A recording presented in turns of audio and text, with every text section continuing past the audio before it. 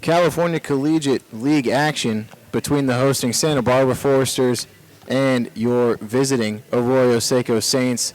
Good evening, ladies and gentlemen. Mitchell Lefebvre joined tonight with Matt Berner as we got some good action for you tonight. The Foresters coming into this game 25-7 as they have clinched first place in the CCL. The Saints 17-15. They have clinched that third and final spot in the playoffs. Did that a couple nights ago.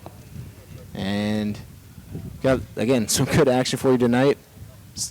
These games, I don't want to say don't matter, but getting kind of some reps in. The Saints could very well be facing the Foresters in the playoffs. And with that, right before first pitch, I'll turn it over to Matt for the starting lineups. Thanks, Mitch. Leading things off for the Saints is number 2, Anthony Forte in right field. Then it's Morgan Allen at shortstop. Jason Gonzalez at designated hitter. Batting fourth is Nick Pagan at first base. Tito Robles at third. Tressler in left field. That's Nolan Tressler. Wyatt Stapp batting seventh and playing second base. Matt Thomas behind the plate batting eighth. And Christian Scott rounding things off in that 9-hole in center field. Luke Taggart will be the man on the mound for the Foresters. Taggart, a 6'2" right-handed pitcher from Texas, goes to the University of the Incarnate Word. As the first pitch into Anthony Forte is a called strike one. Forte in the leadoff spot. We saw that last night. Mitch and I were on the call for the Saints' 16-5 victory over the Academy Barons. Forte got 5 at-bats in the first 5 innings, 6 at-bats total. He ended up going 3 for 4. He had 3 singles in his first 3 at-bats. The 1-1 pitch to Forte. Fastball that catches the outside corner. And it's 1-2 to the leadoff man. It's a beautiful evening for baseball. 66 degrees here in Santa Barbara. About a 10-mile-an-hour breeze blowing as that ball is cut on and missed. And Forte heads back to the dugout as out number 1 of the ballgame. Well, that's not necessarily the ideal way you want to get things started if you're the leadoff man. Usually, when you're in that leadoff spot, you're the first guy to get things going for your team. You want to at least put the ball in play. Unfortunately, Forte unable to come up with any piece of contact, so we'll see if Morgan Allen can get things started for the Saints.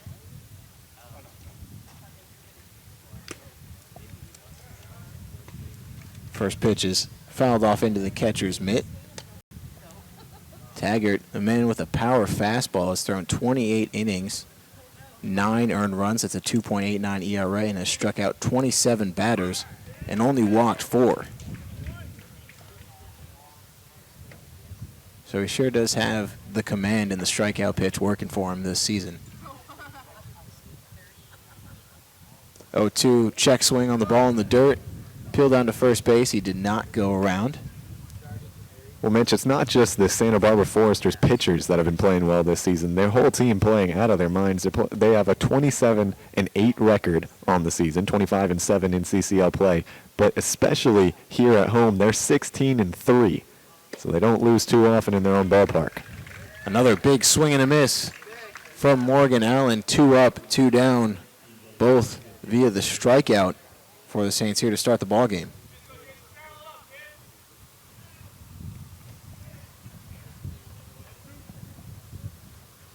You know, that's about as much as you can ask for as a pitcher to start the game. You know, a lot of guys, they'll say, oh, 1 pitch, 1 out, that's the best result for a pitcher. If you're out there on the mound, you want to strike everyone out. I mean, at least that would be my mentality out there. So Taggart's off to a good start, 2 Ks and 2 batters. We'll see what he can do with Gonzalez. First pitch is a fastball that misses low.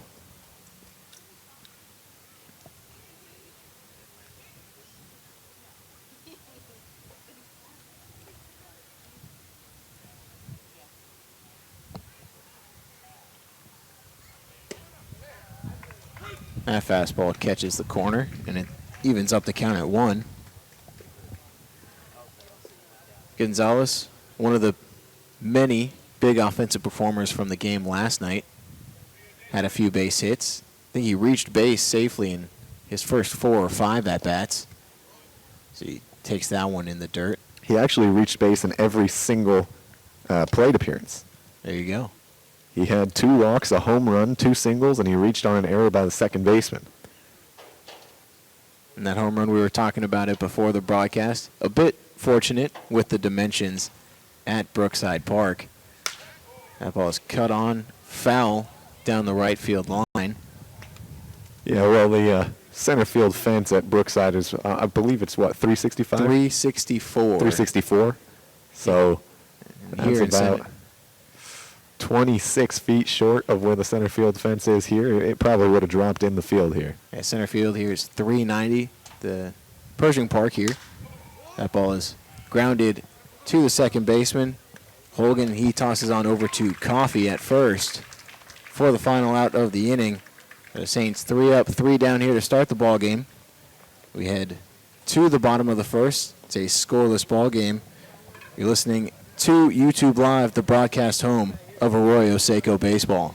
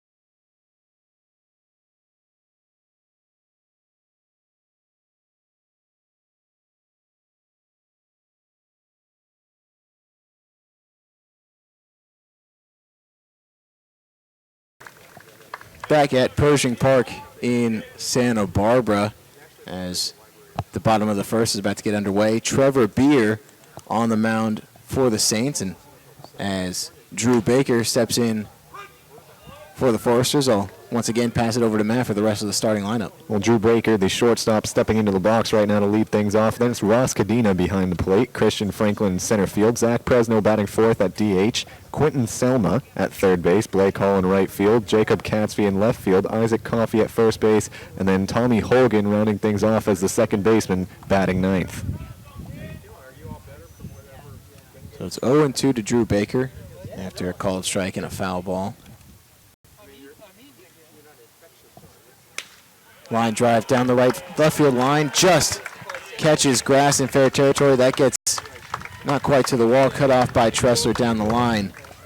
But Drew Baker is in standing at second base with a leadoff double.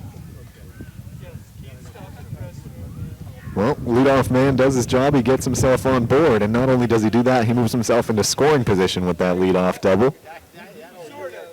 And this is a powerful Foresters offense. They can get him home in a hurry. Trevor Beer is going to have to walk on some eggshells here in the first inning. Ross Cadena is the man in the box for the Foresters. This is Trevor Beer's 6th outing of the season. 15 innings, second on the team with a 2.40 ERA. Has struck out 21 batters. Lays down a bunt, but when he threw the bat down, I think the ball hit it or something, and the umpire is calling it a dead ball. No, what actually happened is that it hit the bat, bounced up, and hit him in the leg, I believe. Because I think if he drops the bat and it hits the ball while it's in fair territory, I think he's out. Okay. I only know that because that happened to me in Little League. So either way, it's an 0-1 count. Ball in the dirt, scooped by Thomas.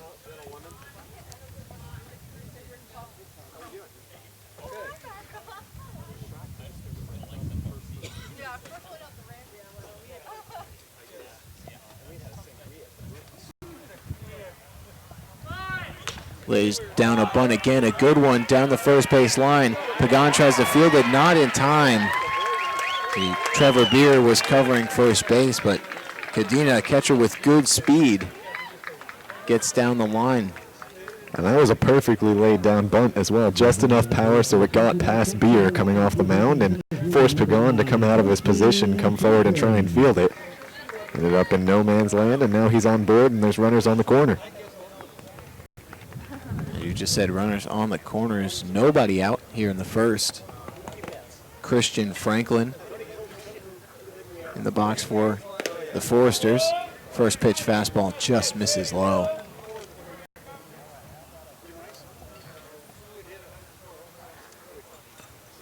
Franklin batting .328 in 15 games.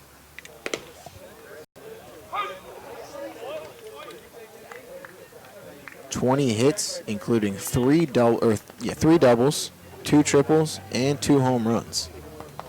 Has driven in 13. Curveball in the dirt, scooped by Thomas. Beer with a pretty deceptive delivery. Kind of leans towards first base as he's coming home. And Cadena's leaned back every single time. Ground ball to shortstop, stepped on second by Morgan Allen. Throw on to first is in time to complete the double play. Drew Baker will come in to score, and it's an early 1-0 lead for the Foresters. Well, you know, that's not necessarily the ideal thing you want to do if you're Franklin. You don't even really get an RBI for that one because you can't give an RBI to someone who grounds into a double play. But Franklin did his job. He got the run home, and the Foresters have a 1-0 lead now in the first inning. First pitch into Zach Presno misses for ball 1.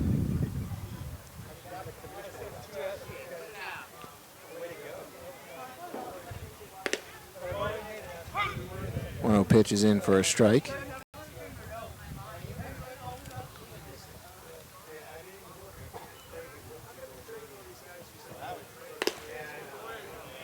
Fastball just misses the corner, and it's 2-1. It'll be interesting to see how that low outside pitch changes throughout the game, whether or not it remains a ball or if it becomes a strike as we get into the later innings. 3-1 now to Presno.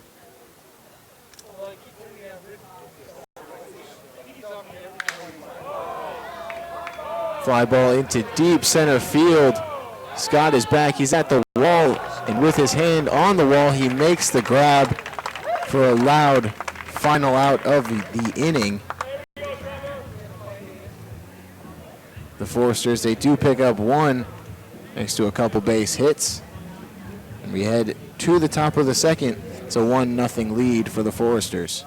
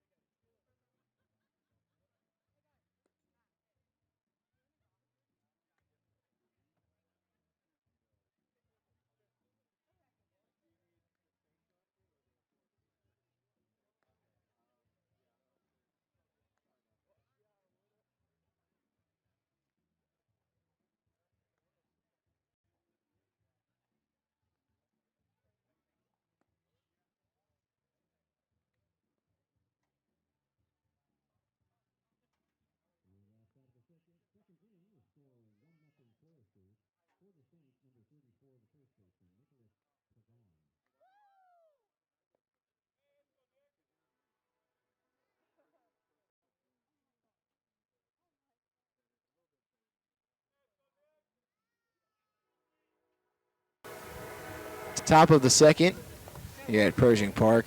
The Foresters jumped out to an early 1-0 lead.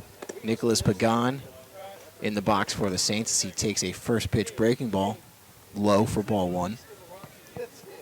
The defensive alignment for the Foresters, so again, Luke Taggart on the mound. Ross Cadenas behind the plate. Isaac Coffey manning first base. Tommy Holguin at second. Quentin Selma, he's manning the hot corner.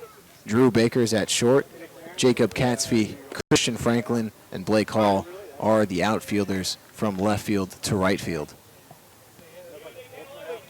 1-2 to Nicholas Pagan.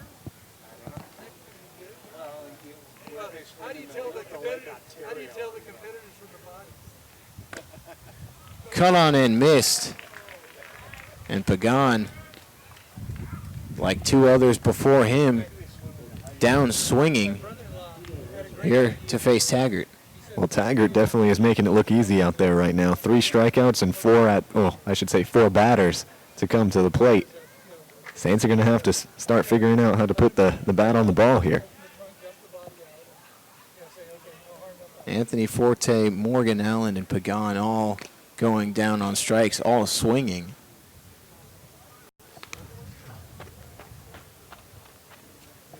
So Tito Robles up for the Saints. Robles really struggling this summer, batting just .140 in 16 games. And not only is he struggling at reaching the base pass, but he struggles to put the bat on the ball at times as well.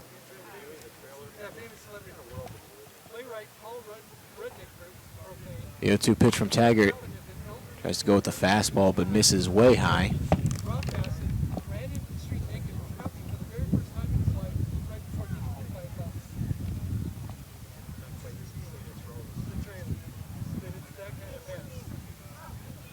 One, two, another fastball. This one misses low. So Taggart trying to go north-south with Robles. Has missed on 2 consecutive pitches.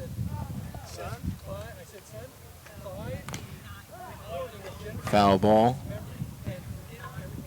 I mentioned Robles struggling with strikeouts so far this season. In 50 at-bats going into this game, he has 21 strikeouts on the summer.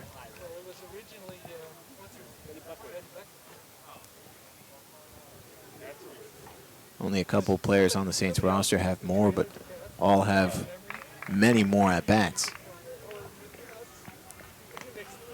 Robles has done a good job working the count here, working all the way full. After falling behind 0-2, fouling off a couple pitches, taking things outside. The full count pitch, fastball, catches the outside corner, gets him looking. And that is Taggart's 4th strikeout. We're not even through 2 yet. Well, that brings up Nolan Tressler. You usually see him wearing number 37, but today he'll be wearing number 30. He's wearing Georgia Southern teammates Hayden Harris's number.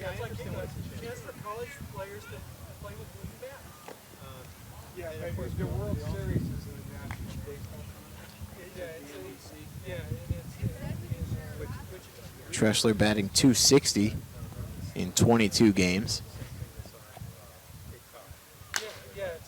Chops that one to Holguin at second base. He makes the play, tosses on over to first for the final out of the inning. Identical innings for the Saints in the top of the first. 2 strikeouts and then a ground ball to second base to end the inning.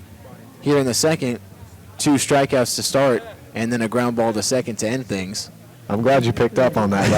That was my next comment. The only difference was Robles' strikeout this inning was a strikeout looking, the first of its kind, I should say, in this game.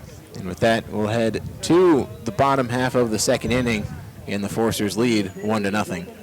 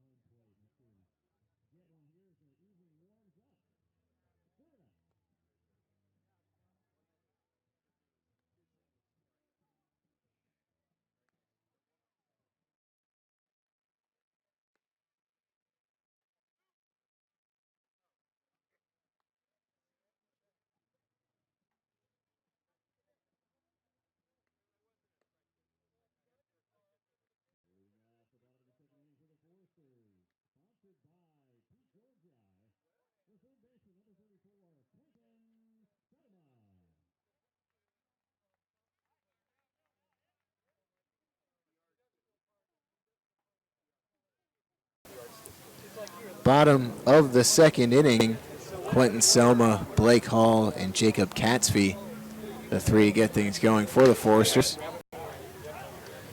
As that first pitch misses high and inside, the defensive alignment for the Saints. Trevor Beer on the mound, Matt Thomas, his battery made behind the plate. Nicholas Pagan at first, Wyatt Stapp manning second. That one is fouled off down the right field line. Tito Robles, he's at third. Morgan Allen is playing shortstop. Nolan Tressler in left. Christian Scott in center. And Anthony Forte in right field.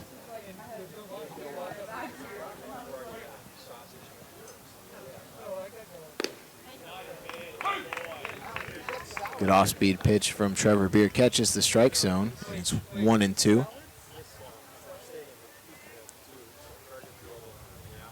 Selma in 18 games, batting just 197 here for the Foresters.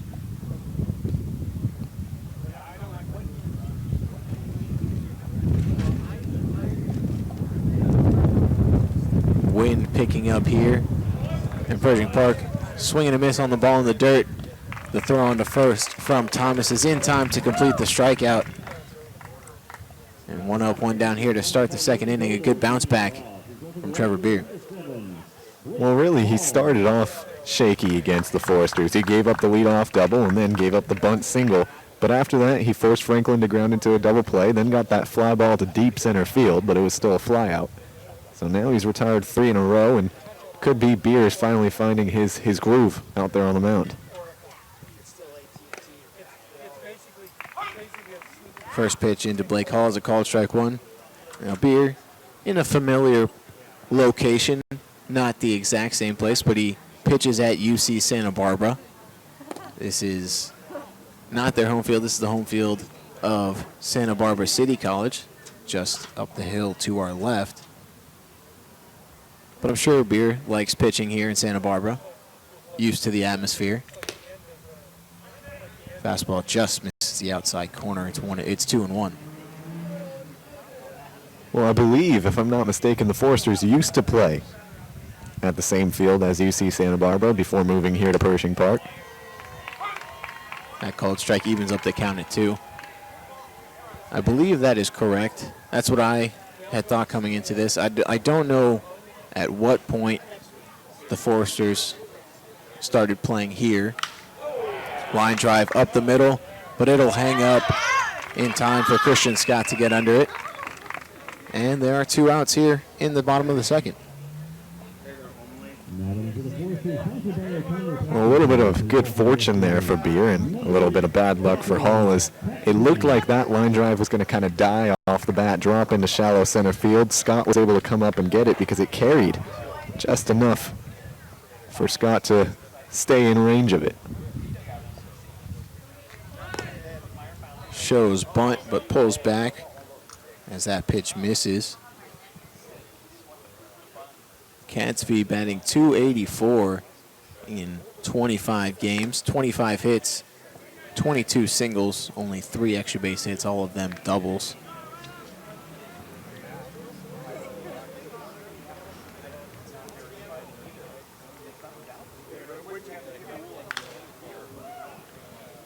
And is fouled off behind the plate.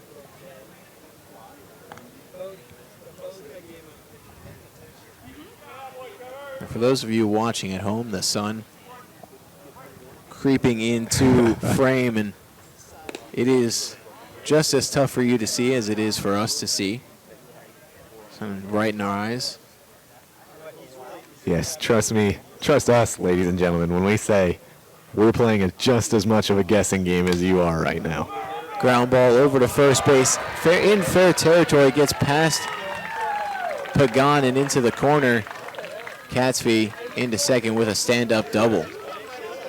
And I don't know if Pagan got a piece of that or if it took a weird hop or something, but the ball hopped up over his glove as he was going towards the line and just kind of scooted right into right field. It'd be interesting to see what the official stat ruling on that one will be. I might give it a single with a 1 base error. No. I would imagine with the home scoring here, it'll probably be a double. It'll probably be a double. So Isaac Coffey, the first baseman in the box, takes the first pitch for a strike. That's one of those cases where, because the Foresters are the home team and you want to help your guys out a little bit, since the ball never touched Pagan's glove, you can go ahead and give the hit.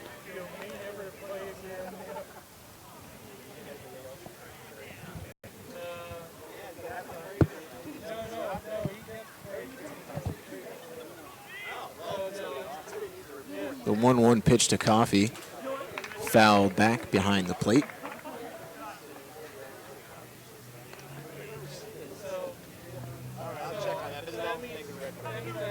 Now talk about coming into this inning, Quentin Selma, one of the few starters for this Foresters team who struggled. He was batting 197. Coffey, struggling the most, has yet to record a base hit in 27 plate appearances. Well, it's interesting to see Coffey's actually listed as a pitcher on the Foresters' official roster. So he's getting the start today at first base. I've seen him a few times in the lineup for the Foresters. Called strike 3, backdoor curveball, catches the outside corner for the final out of the inning. The Foresters, they do pick up one hit. It was a 2-out double, but they leave him stranded. We head to the third inning, still a 1-0 ball game.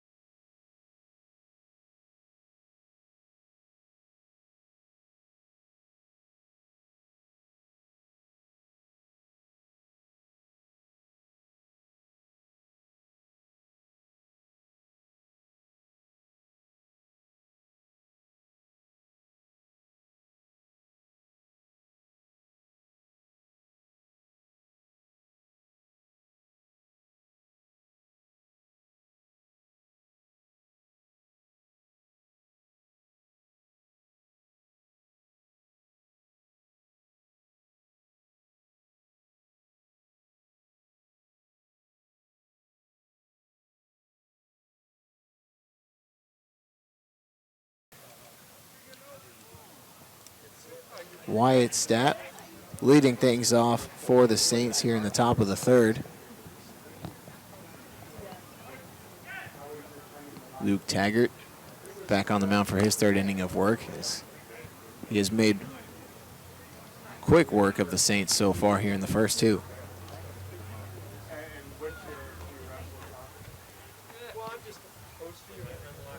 Yeah, you say quick work. He's seen 6 batters come up to the plate, and he's retired all 6 of them. 4 of them have gone down via strikeout.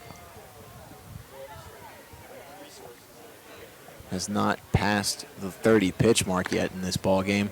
High fastball gets Stapp swinging and missing, and it's 0-2. Well, he's got good velocity on that fastball, but I think his accuracy is more impressive. The fact that he's been able to paint the corners so far this game is kind of scary if you're a Saints fan.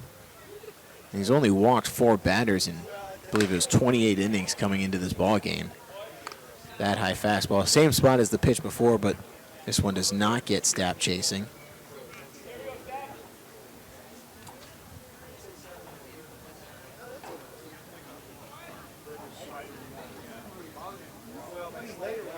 Yeah, 4 walks in 28 innings coming into this game. Now 4 walks in 30 innings. It's 2-2 now to Stapp.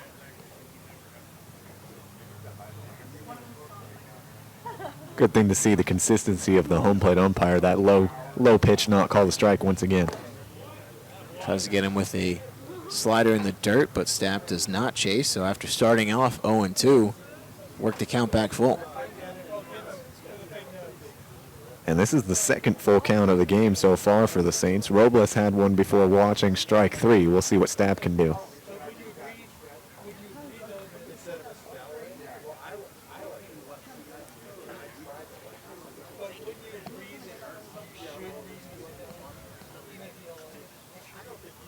Payoff pitch.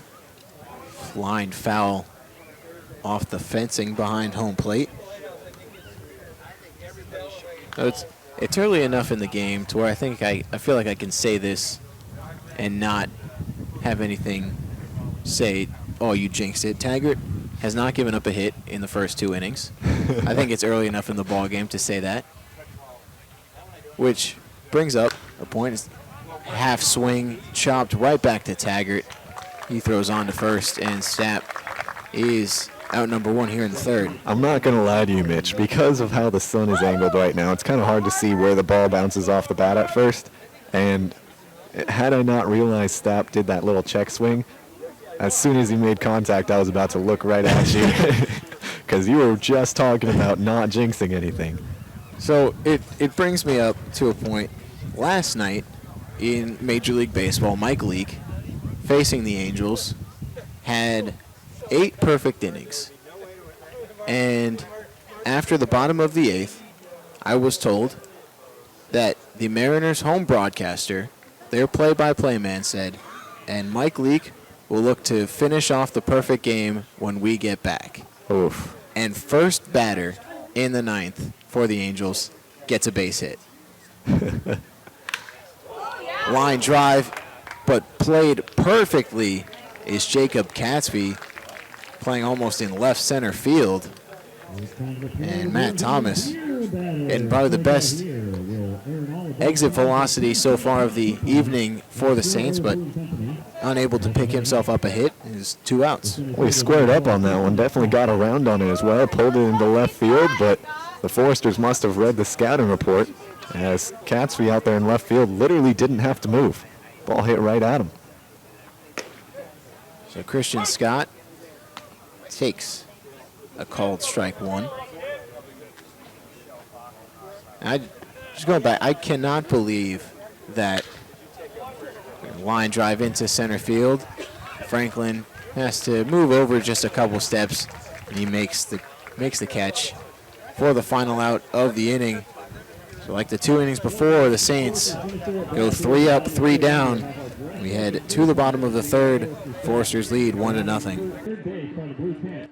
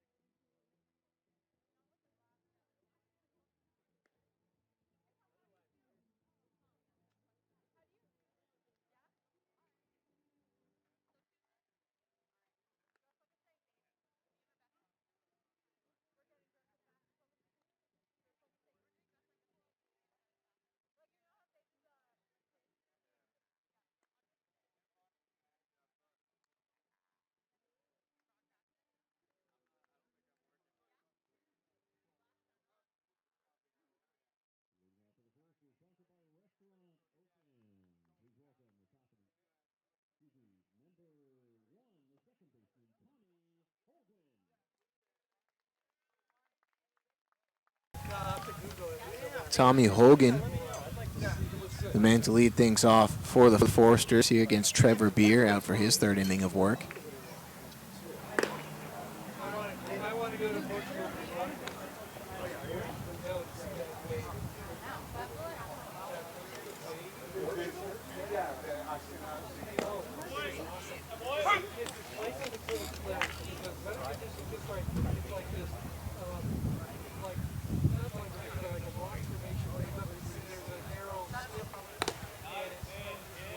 Curveball catches the zone. Good 1-2. Good 1-1 pitch. Makes it count 1-2. Chopped foul. And I'm sure, ladies and gentlemen, you can hear at home that breeze really starting to pick up. Get right into our mics, make that nice noise, but it's coming from right field in, making it hard to leave the ballpark here today. Called strike 3. The fastball gets him looking. And Hogan heads back to the dugout. He's out number 1 here in the third. Well, we talked about in the second inning, Trevor Beer finally finding his groove. He now has 3 strikeouts, 2 in a row. 2 strikeouts looking in a row, I should say. He ended the second inning with a strikeout looking on Coffey, and now starts the third with a strikeout looking on Hogan. So lineup turning back over for the Foresters. Drew Baker shows bunt but pulls back on that curveball in the dirt. Baker lined down the left field line for a double. Back in the first inning, he would come around to score.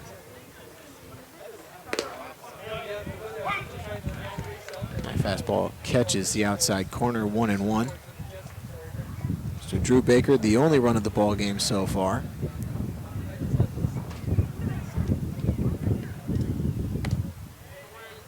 Curveball just misses the outside corner. And that's that consistent call I've been talking about, that low, just off the outside corner. We've seen it called strike a whole lot this season, but it's been consistent for both teams. That ball is skied foul behind the first base dugout. We think. That's where everyone was looking, so it is tough to tell off the bat. Swing and a miss. And that is now the 3rd strikeout in a row for Trevor Beer. And there are 2 outs here in the 3rd. You know, when I say this, most major league stadiums that are indoor or have the option to be indoor, they do it because of rain, right? I go to school at Arizona State University, so I've been to a fair share of Diamondbacks games. They also have the option of making their stadium indoors, but they do it because of the sun and the heat. Wouldn't be a bad addition to Pershing just to have a nice tall wall out in left field, block that sun. Make it a whole lot easier on us. At Brookside, we get the advantage, at least the broadcaster's advantage, of having no sun. That one is skied into shallow center field. Christian Scott moving in, makes the grab. And 3 up, 3 down for the Foresters here in the bottom of the 3rd. Again, Trevor Beer starting to get in the groove. We head to the top of the 4th. Foresters lead 1-0. You're listening to the Saints on YouTube Live, the broadcasting home of Arroyo Seco baseball.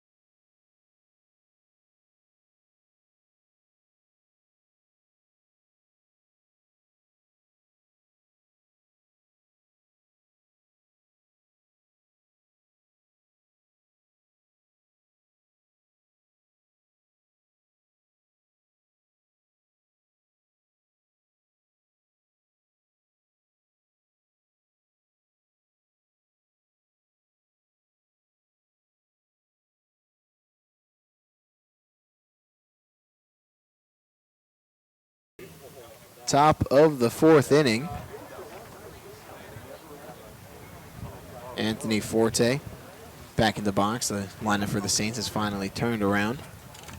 Or turned over, I should say. Forte struck out swinging back in the top of the first.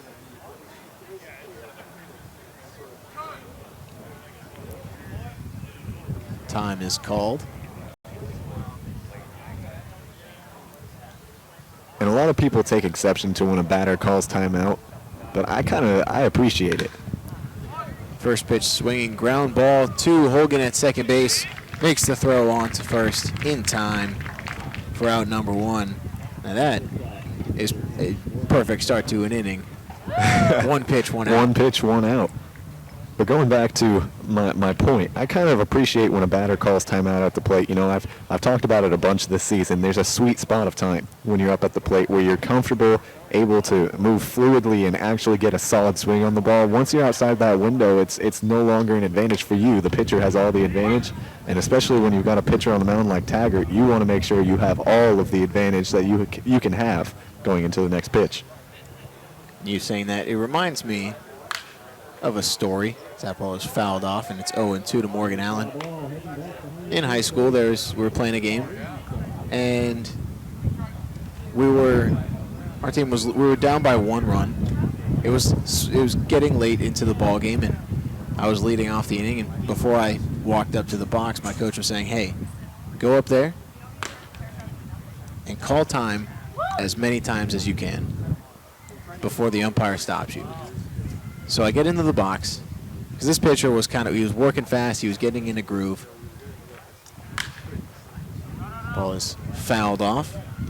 Morgan Allen staying alive, 1-2. And so I go up there, I take the first pitch. I believe it missed. And so then I step in before the second pitch, and I call time. Take a couple practice swings.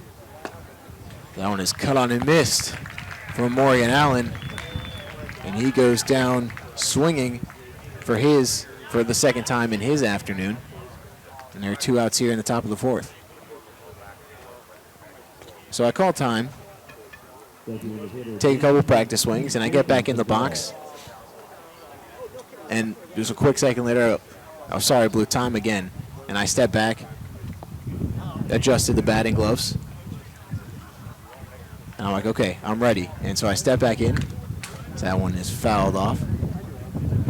And I say, I'm so sorry, Blue, one more time. And he gave me time again, 3 times before the second pitch came in. And the pitcher actually kind of took a few steps off the mound in frustration. And I went and just kind of fiddled with my shoelaces. And I stepped back in, and to be honest, I was like, this pitcher's looking real frustrated on the mound. Check swing, did he go around? First base umpire says he did not. The pitcher's looking frustrated. And in my head, I was thinking, well, I hope he's not mad enough to where he'll throw it at me. We'll get a base runner, but I don't really want to get hit. Next pitch, fastball right down the heart of the plate. Got a base hit. And we would end up rallying back and come back and win that game. And the thing is, the next couple batters also started calling time. Well, sometimes you just got to break up the rhythm. It started a trend, and the pitcher was getting super frustrated. So sometimes that's all you got to do. 1-2 pitch misses low. That was a much happier ending to the story than I was expecting. I'm not going to lie. But it's a good ending. When the coach, he only told me to call time, but the next 3 batters all called time at least once during their at-bat. Check swing, but it doesn't matter. It's a called strike 3. And another 2 strikeouts for Taggart this inning. The Saints won for the 4th time in a row to start this ballgame. 3 up, 3 down. We head to the bottom half of the 4th inning. Again, the Foresters up 1-0.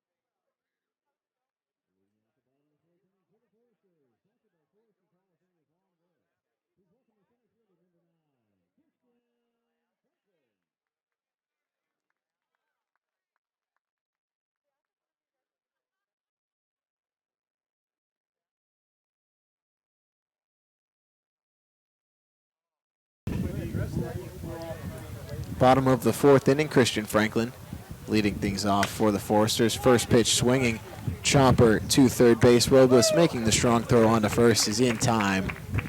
And like the top of the fourth inning started, one pitch, one out. And that's good to see if you're a Saints fan. The third base position has been kind of a struggle all season long, error-wise.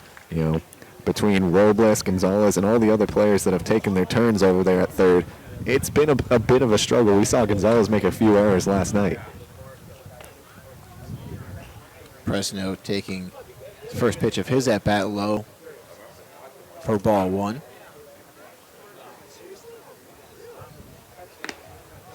That fastball misses outside. 2-0, Trevor Beer working pretty quickly here in the fourth.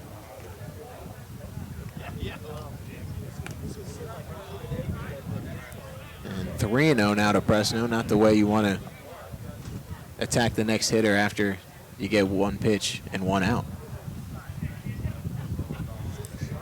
Well, this is the second time that Presno's come to the plate, and the second time he's had 3 balls. And it's a 4-pitch walk to Presno. Presno, the first runner for the Foresters, I believe, since the second inning. Yep, since Catsby doubled, with 2 outs in the second inning.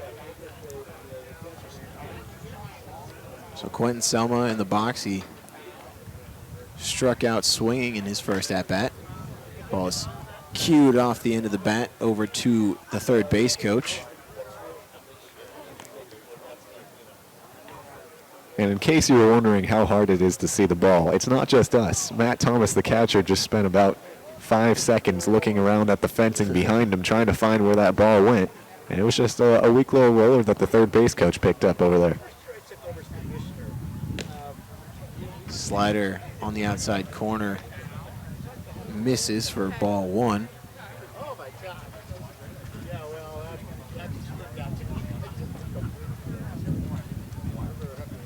Again, the wind really picking up here. Another breaking ball. That one misses inside.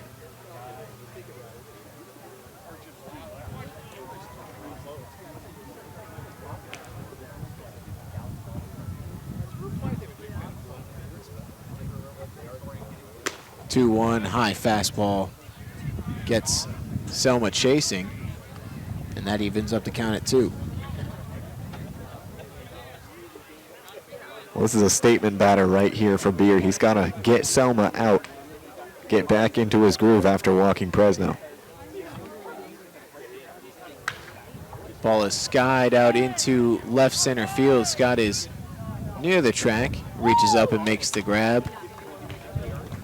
Presno heading back to first base, and there are 2 outs.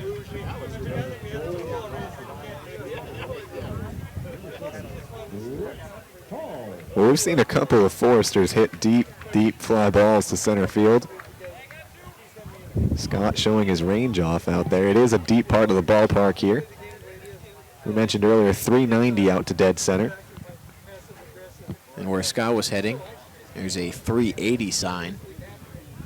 So big area out in left center. Swing and a miss, but the ball gets away from Thomas. By the time he recovers, will not have time to throw down to second. And Presno is now in scoring position with 2 outs.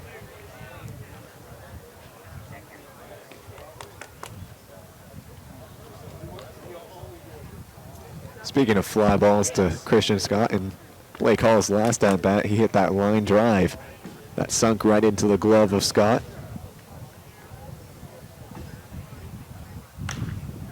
Ground ball right back to Trevor Beer. He tosses over to first base for the final out of the inning. We head now to the 5th inning. Foresters, again, still leading 1-0.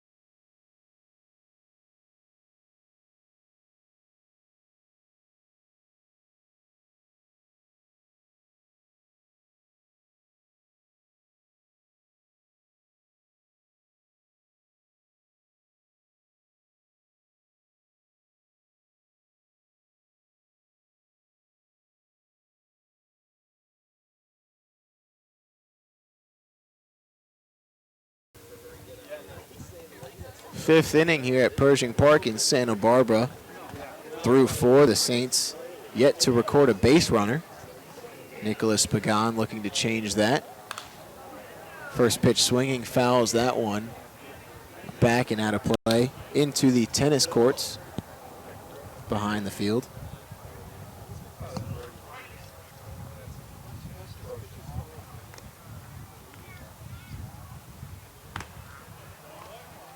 Takes that one well high and outside.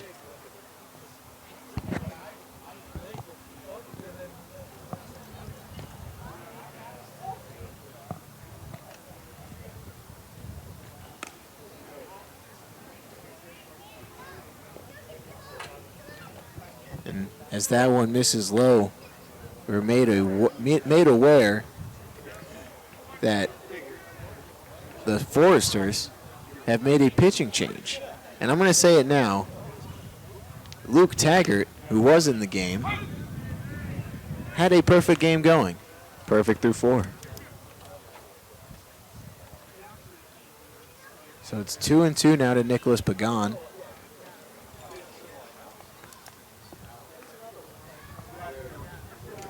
So it's Kevin Logan on the mound for the Foresters. It's now a full count.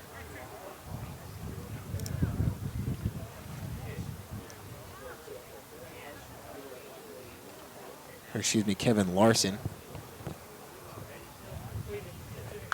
Full count pitch. Skied down the right field line, but it'll get out of play.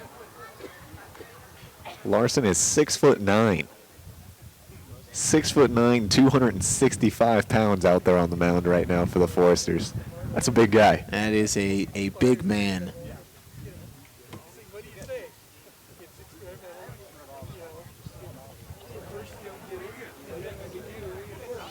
He's out of Fresno State University, hometown of Bakersfield, California. Redshirt sophomore.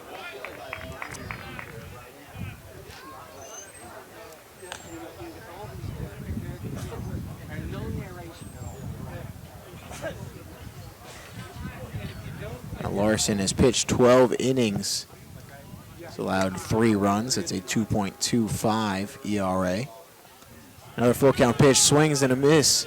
But the ball gets to the backstop. The throw down to first is in time to get Pagan. And so he goes down on strikes and cannot beat out the drop third strike. And there's 1 out now here in the 5th. The Saints were about 2 steps away from their first base runner there.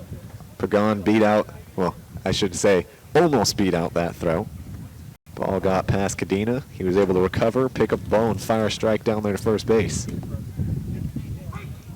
First pitch into Tito Robles is a called strike 1. So it's top of the 5th right now. Coming up in the top of the 6th. Something new for everyone listening this year, as Drew Cowley and Race Gardner, shortstop and pitcher, I say middle infielder and pitcher for the Saints respectively, they will be coming on the broadcast, and not for an interview, since we've interviewed both of them throughout the course of the season. They're coming on to call the inning. So he'll definitely want to stick around for that, as that should be some good entertainment. And both those guys are very active with their teammates. They're vocal in the clubhouse, we should say. You know, like to make sure their guys are all happy and good to go out there. Robles looks at that one as it catches the inside corner for strike 3. And he goes down looking for his second time this evening. And there are 2 outs. Well, I got to be honest with you. It doesn't matter how fast Larson is throwing. Because of the size of him, it's going to look about 5 miles an hour faster.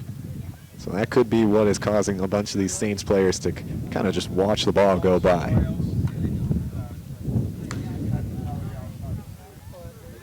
Tressler fouling that one off.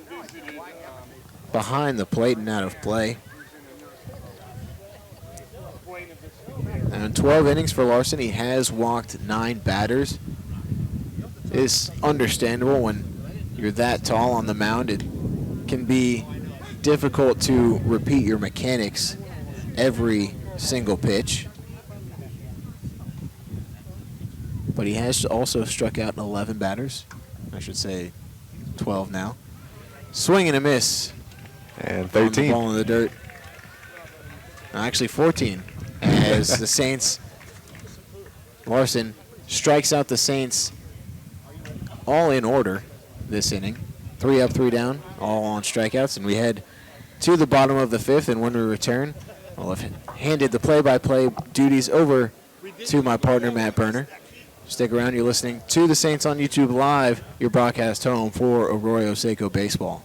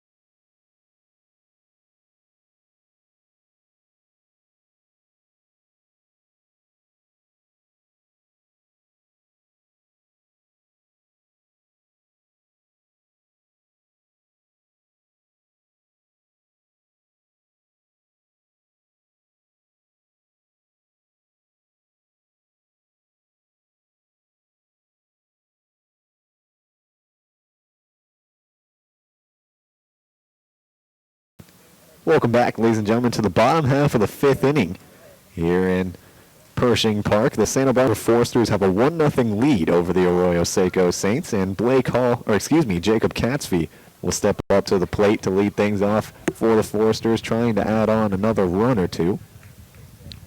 As the first pitch missed for ball 1.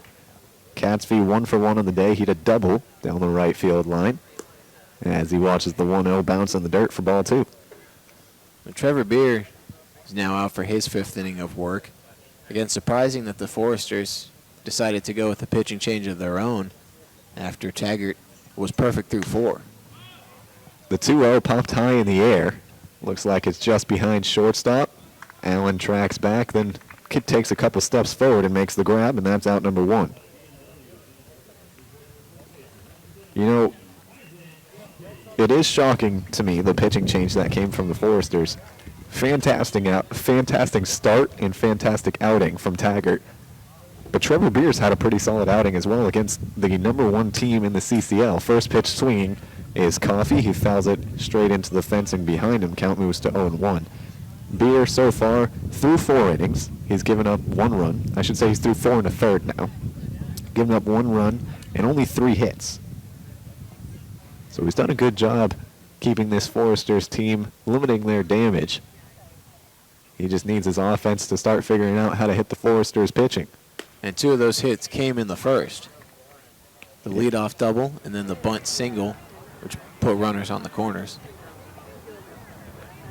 So the 0-1 found the strike zone on that outside corner, and now the 0-2 to Coffey, high and outside for ball 1.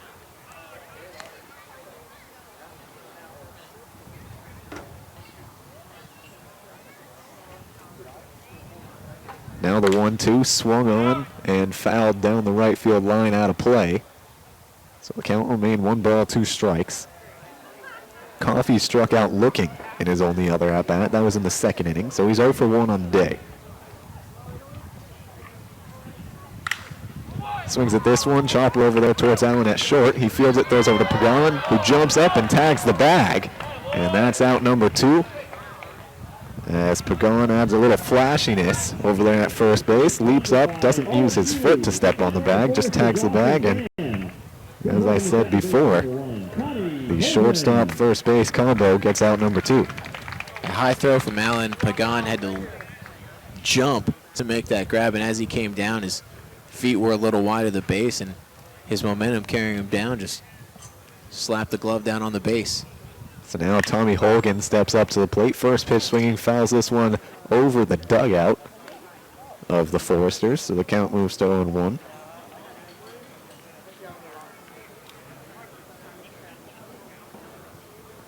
Now the 0-1 swung on and missed, and Hogan's down 0-2.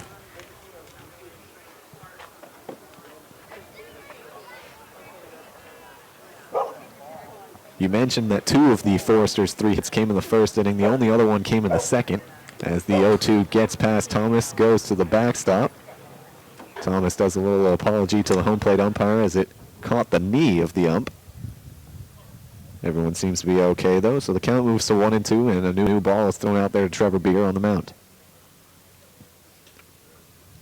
The 1-2 from Beer. Swung on and missed. It's in the dirt. Thomas picks it up, throws over to first base, and that is out number 3. So we'll head to the 6th inning. Score remains 1-0 in favor of the Santa Barbara Foresters. Don't go anywhere. You listen to YouTube Live, the broadcast home of Arroyo Seco baseball.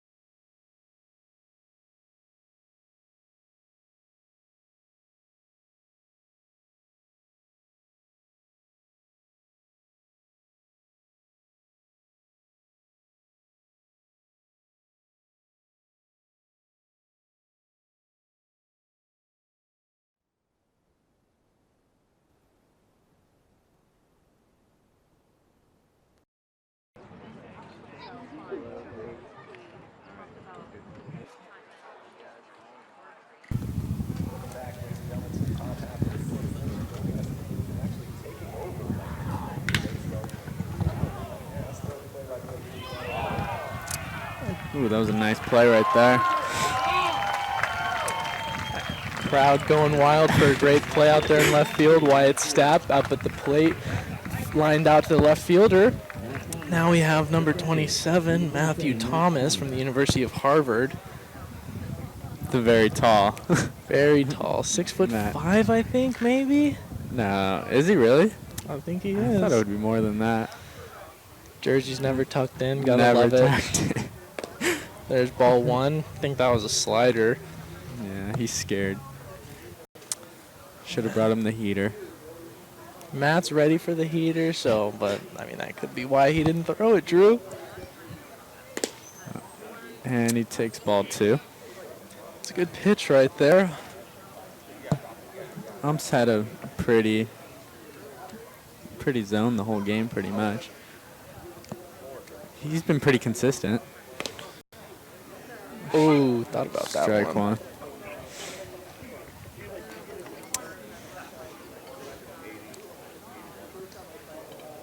This pitcher I noticed has a very quick pace Oh, as Matt Matt. Thomas grounds one to second base for out number 2. Up now is And Christian Scott Scott.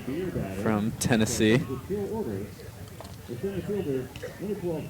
Our center fielder. Kind of catches everything out there. He does like to catch a lot. It's been a quick game so far. Yeah, but Been why a would real- you say that? Been a real pitching duel. It has been. It has been. Hopefully the bats will wake up a little bit because we do have a ball game to win. We do. Ball one. Fastball did not make it the whole way to the catcher's glove. Can't throw it in the dirt. I just can't get over how tall their pitcher is. He is a big boy out there. There you go. Now he finds it. So in this count, 1-1, he spiked the first fastball, then he throws one down the middle for a strike. What are you looking for as a hitter? Another fastball. Ooh, look at you. So as a pitcher right here, it's 2-1. I missed two, got one for a strike. Good hitter up at the plate. I'm going to rely on a curveball right here, but you're going to be sitting fastball. I know you are. Yeah, as a hitter. Oh, that's a good piece. That's going to get down. See, our center fielder would have So caught that's it. a However, C. our center fielder was hitting.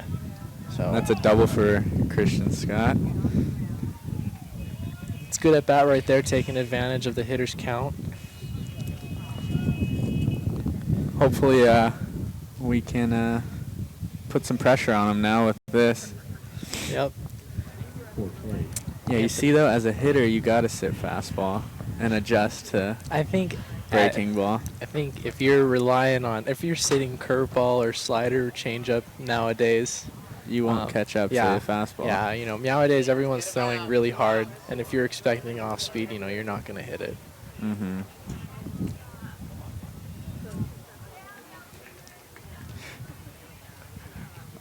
Now we got Anthony Forte up. And that's a good cut. Foul ball back. Might have been ball one, but that's all right. But he's being aggressive. You do like to see aggressiveness, especially in summer ball when you're here to get your work in. Exactly. I like where your mind is, Race. I like where your mind is, right, Meow? You know where my mind is right now? Where's your mind, right, Meow? The taco truck. Of course it is. Ball one. Well, if we get there, we have Morgan Allen on deck. He's been pretty hot. Yeah, we didn't really see him a lot. He had that injury, and then I Mhm. think his first AB back, I'm pretty sure he got a base hit. He's been a hitting machine pretty much since he came back.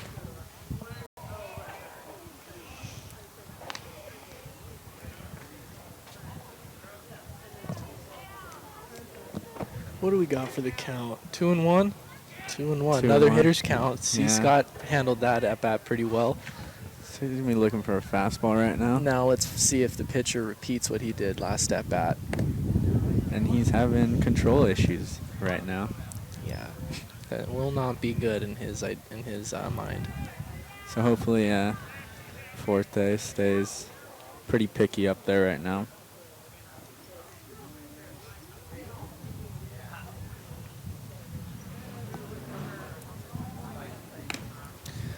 That's ball 4. This is a good. So Saints got runners at first and second right now. This is a good opportunity for Morgan Allen to get the boys on the scoring board.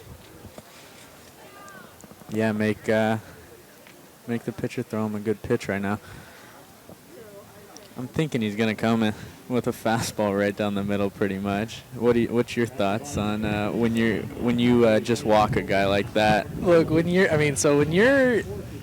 can't find it, that's the issue. You have to go with what works for you. I think he threw a couple fastballs, not for strikes, so Well, I think his best pitch is his fastball. he's gonna have to throw that right down the middle, and I think Mr. Allen would know that up at the plate too. So we'll see what Morgan Allen can do right meow for the Saints.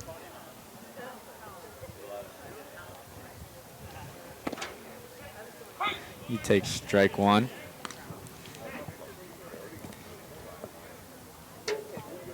So right here, now that you established strike one, I think now is when you maybe see if you can mess with a little bit of an off speed. Again, he hasn't been able to repeat strikes, so he may try and go back fastball right here. Look at you. What can I say?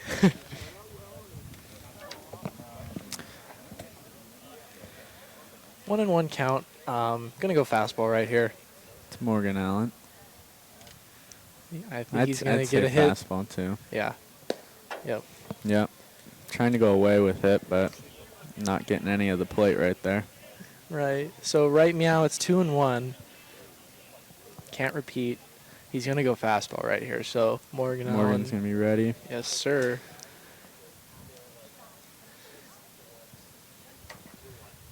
And you don't want to face the guy on deck. No. Uh-oh. And low. Right as I complimented the pace of play, huh? Yeah, that's why you can't talk Tough. about that. Hate to see it. If you had a little baseball salve sometimes.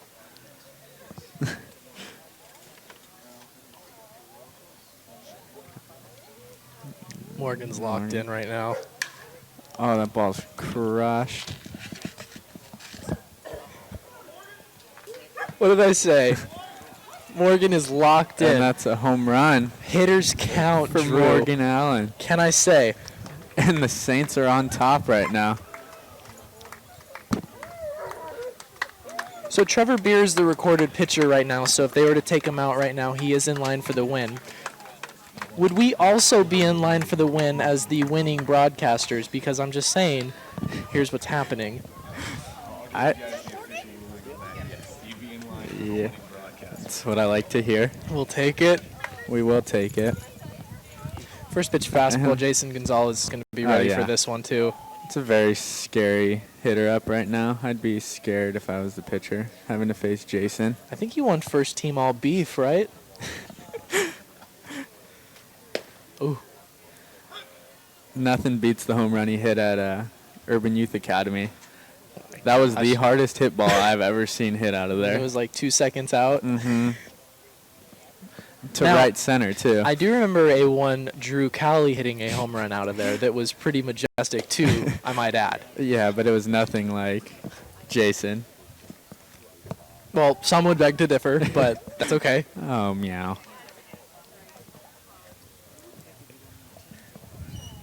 0-2 to Jason Gonzalez. See if he can fight his way back in this at-bat.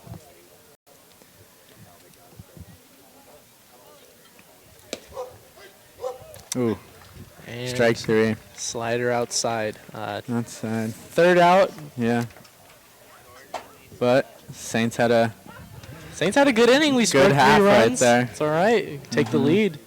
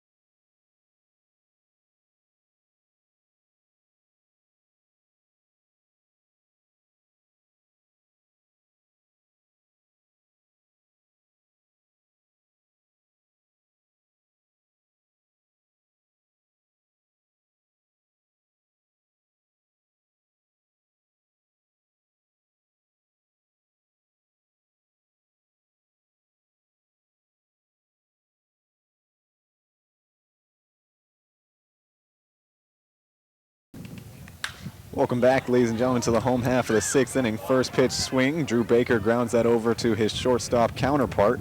That would be Morgan Allen, who fields it, throws over to first for out number 1.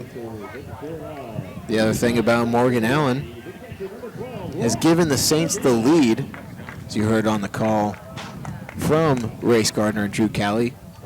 Hit one out to left field to give the Saints a 3-1 lead. Also in that half inning, Christian Scott got the very first hit of the game, first base runner of the game for the Saints. So they broke up the perfect game and the shutout in the top half of this inning. They've got a 3-1 lead now as Ross Cadena is at the plate. Scott also breaking up that perfect game with 2 outs. Cadena lines this one deep left field into the sun. And it is out of here. That one leaves the ballpark, so Ross Cadena counters back with a solo shot of his own and brings the score closer. It is now 3-2 in favor of the Saints.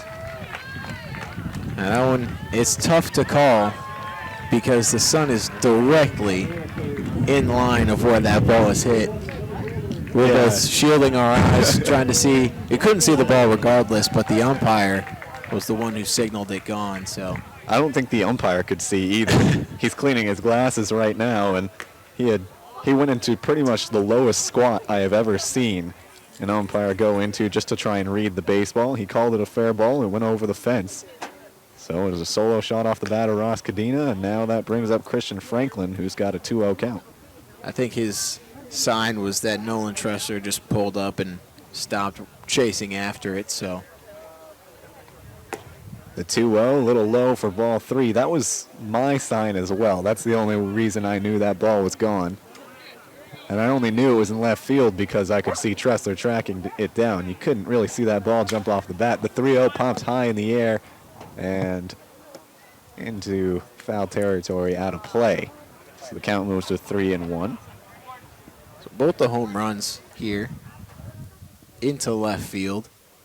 And while they're out in this ballpark, there's, from the way it seemed, I don't think anywhere near getting out at Brookside.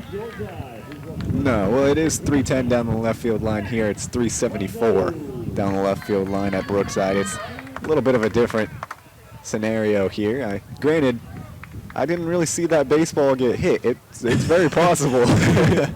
It's very possible that one traveled 400 feet. I literally couldn't see it. So first pitch to Zach Presno, misses low for ball 1. Presno, the designated hitter, he's 0 for 1 on the day with a walk that came in the 4th inning. Both teams' bats starting to wake up now. Neither team had scored since the first inning until this inning, as Thomas does a good job blocking the 1-0 in the dirt, keeps it in front. Franklin has to stay over there at first base. We mentioned a 3-run shot off the bat of Morgan Allen in the top half of the 6th inning. That gave the Saints their first lead of the game. It was 3-1 at the time. Then coming to the plate with 1 down here in the home half of the 6th was Ross Cadena, and he lined that one over the left field wall for a solo shot. So that's how we got to this 3-2 scoreline. The 2-0 misses low and outside, and Trevor Beers having some control issues out there on the mound. You know, it was cool to listen to Race and Drew talk about, you know, the mentality of the players out there on the field right now as a 3-0 is taken for a strike. So the count moves to 3-1. It was cool to listen to them, especially when they're talking about the opposing pitcher in Larson struggling with his command issues and talking about what pitch they'd go to, how they'd kind of approach each and every pitch. As the 3-1 is taken low and outside for ball 4, and that's the second straight walk from Trevor Beer. And identical at bats. Beer falling behind 3-0, getting the 3-0 strike, and then walking him on the next pitch. And going back to Cowley and Gardner's talking about their player insight, and I like, you had the two perspectives. Race Gardner, he's a pitcher. Cowley, he's an infielder. And so having the two different perspectives on, you know, what is, as a pitcher, what is going on through your mind in that situation, but also as a hitter, what you would be looking for. And I think the one I liked was, it was when Scott broke up the perfect game with that double. Gardner was saying, in this situation, I would go off speed. And then Cowley was saying, well, in this situation as a batter, I'm looking fastball and I'd adjust off speed. And then, sure enough, Scott got the fastball. Was able to line it to the gap for the double. Another highlight was when they said Morgan Allen coming to the plate. They said, well, Allen's going to be expecting that first pitch fastball.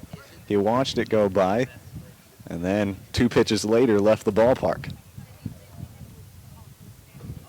First pitch swinging is Selma. He swings through that one as it was in the dirt, though, so the count moves to 0-1.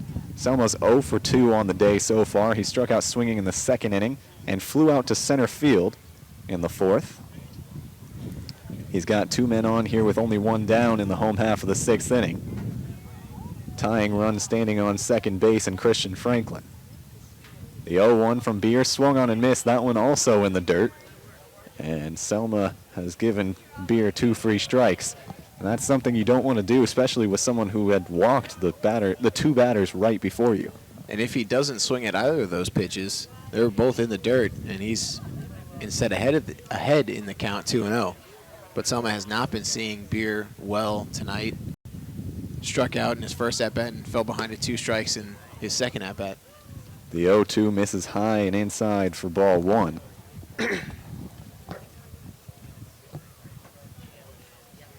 If I'm Beer on the mound right now, I'm going back down low. Obviously, Selma likes those pitches. He stayed off the high pitch. We'll see what he does. Beer goes low in the dirt. Selma lays it off, though. Or lays off of it, I should say. Count moves to even at 2.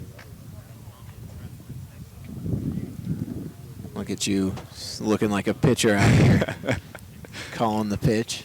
You know, I only make predictions when I'm pretty certain that's what's coming, just to make it seem like I'm a genius. And it works out. A lot of the time it works out. The 2-2 swung on, fouled over the dugout of the Foresters, out of play. So the count will remain 2-2. I like to wow people when I'm sitting watching baseball games with them and I'm watching the pitcher. And, you know, after 4 or 5 batters, you start to notice a pattern of their pitch types. And I'll just be like, I bet you he goes slider here. Slider. And Sure they just enough. look at me and wow, you really know what you're talking about. The 2-2 swung on, chopped foul behind home plate. It's all about observations. It is all about observation. Baseball is a game of patterns. Game of rhythm, game of patterns. Speaking of patterns, this will be I believe it's the 3rd 2-2 pitch? Yes. 3rd 2-2 pitch from Beer, and that will be laid off. It finds the outside corner, though, and Selma goes down looking for out number 2 in the home half of the 6th, and that'll bring up Blake Hall, the right fielder, who's 0 for 2 on the day. And if you really wanted to get deeper into the pattern in that last at-bat, had 2 swinging strikes on a ball in the dirt, then 2 takes to even up the count at 2-2, and then 2 fouls. Well, you want to get even deeper into that. Selma has come up to the plate 3 times. He's 0 for 3, and in all 3 at-bats, he was retired on a 2-2 pitch. Wow. It's just... Baseball's a game of patterns. First pitch to Hall misses outside for ball 1. Blake Hall also had a 2-2 count in his first at-bat. That was a fly ball to center field. In his second at-bat, his only other at-bat, it was a ground ball right back to Beer, as he hits a chopper foul down the first base line and into the Saints dugout. Counts even at 1. And that is Trevor Beer's 93rd pitch. So coming up on the century mark. Would imagine once the bottom of the 7th comes around, they'll have brought in a new pitcher. Someone is warming up. It's too tough to tell with the fences in the way, though. 1-1 swung on and missed. Count moves to 1-2, and Blake Hall not really sure where he went wrong with that swing. Kind of checked his bat. Now will fix his batting gloves and step back into the box. Wind really picking up here. It's interesting, the wind has changed directions multiple times throughout the evening. As the 1-2 is taken on that outside corner. Strike 3 looking, back-to-back strikeouts for Beer to end the 6th inning. And we'll head to the top half of the 7th. The score is 3-2 in favor of the Saints. They're going to try and add on when we come back. Don't go anywhere. You'll listen to Saints Baseball on YouTube Live, the broadcast home of Arroyo Seco Baseball.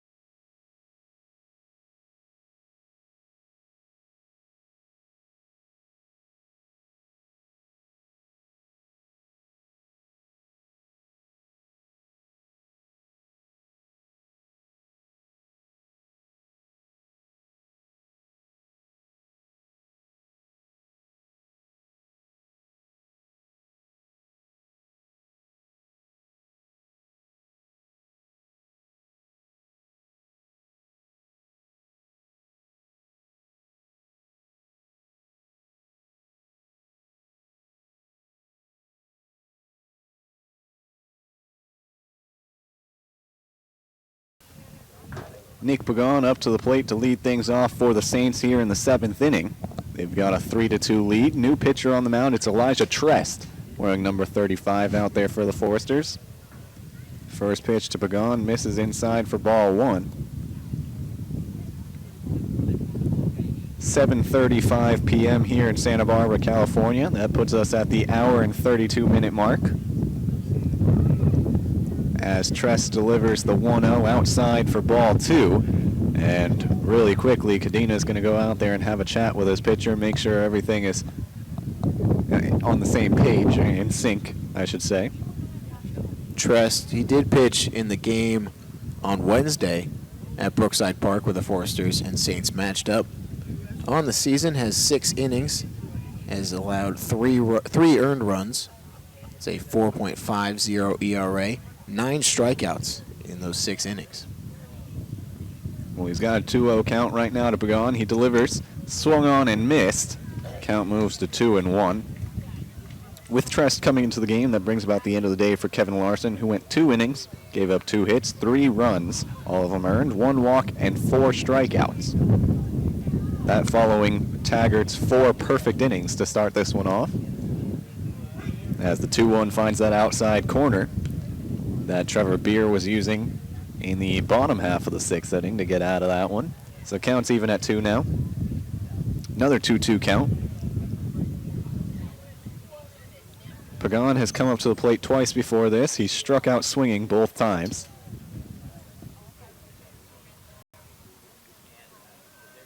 Now the 2-2. Swung on, fouled, almost hit a light pole, but it'll go out of play. So the count will remain 2-2.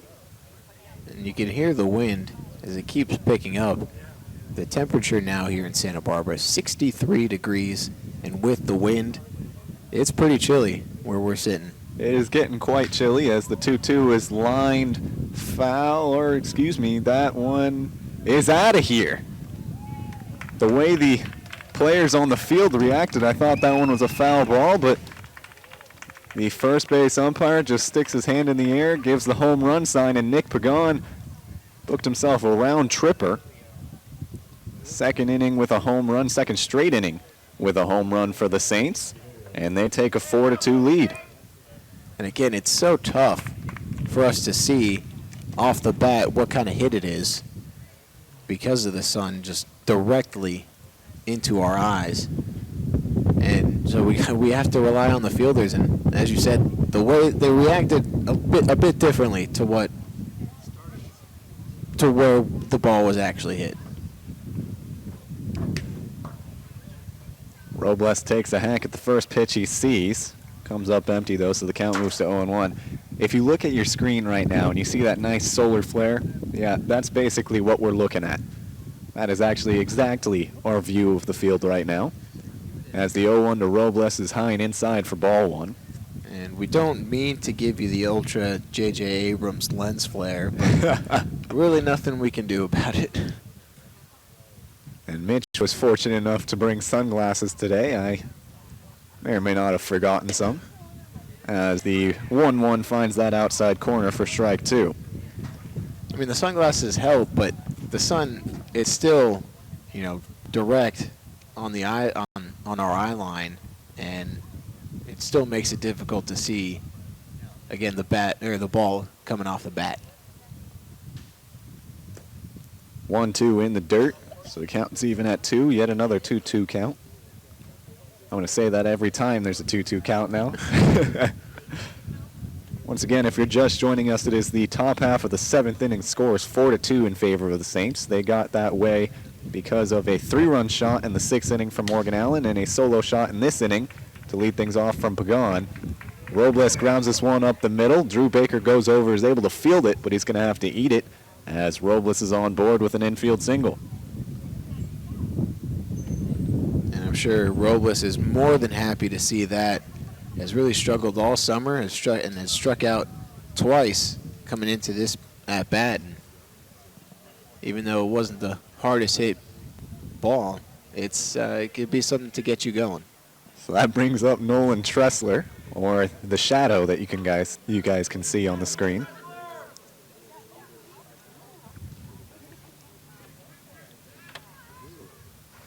Tress still looking for his first out of this outing, as this one's popped high in the air in the left center field. Coming over and making the grab is Catsby.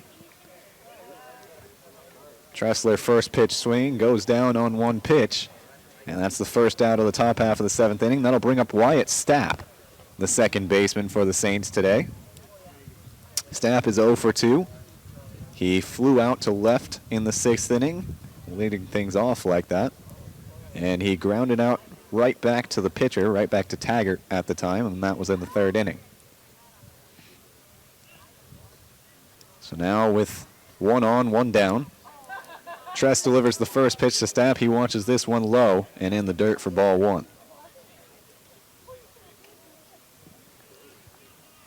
We're probably about 10 to 15 minutes away from that sun going below those trees, which will make things a whole lot easier on you all at home.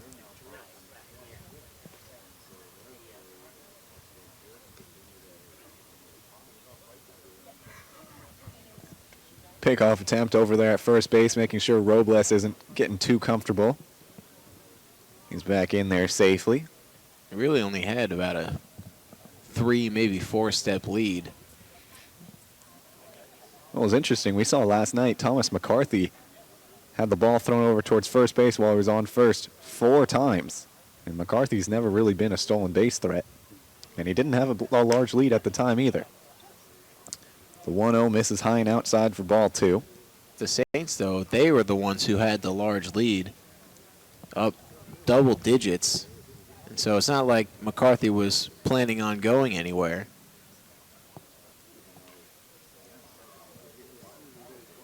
Robles, as you mentioned, maybe a step and a half off the bag right now.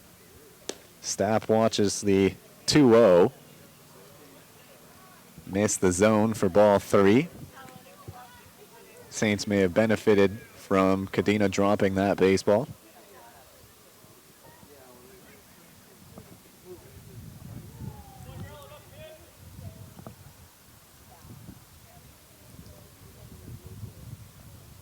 Trest struggling to retire the Saints this inning. He's got one out.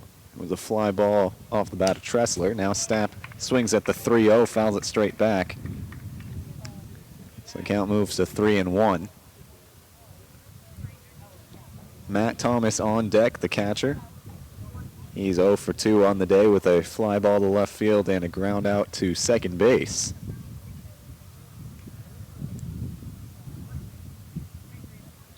By the way, Stapp's fly out to left field last inning in the 6th inning was a diving play made by Catsby to keep at the time, the perfect game alive. He fouls off the 3-1 straight back, full count. And we almost saw another diving play to keep the perfect game alive as Franklin dove to try and grab the double off the bat of Christian Scott. Wasn't able to come up with that ball. He wasn't far off from getting it, and that's something that you would hope to see from your defense, laying out to try and keep the perfect game alive. And afterwards, the 3-2 misses outside for ball 4. So Robles will jog over to second base. Stapp gets his free bag over there at first, and that'll bring up Matt Thomas, who, as I mentioned, 0 for 2 on the day with that line drive to left field and a ground out to second base, but we're going to get a quick meeting on the mound here for the Foresters. I don't expect there to be a pitching change, but I wouldn't be too surprised. There is someone up and warming up in the Foresters bullpen. This could be just a little bit of a stalling tactic, giving that player a little bit more time to warm up, as they just started throwing off the mound out there. That is Jacob Burton warming up in the Foresters bullpen. Conversation still going on right now. so I'd say surprised the umpire hasn't gone out to say anything. And Right as you say that. It's just broadcast. Well, I guess I can't count that as a broadcaster, Jinx, because I didn't say it yet. So the time right now, 7:44.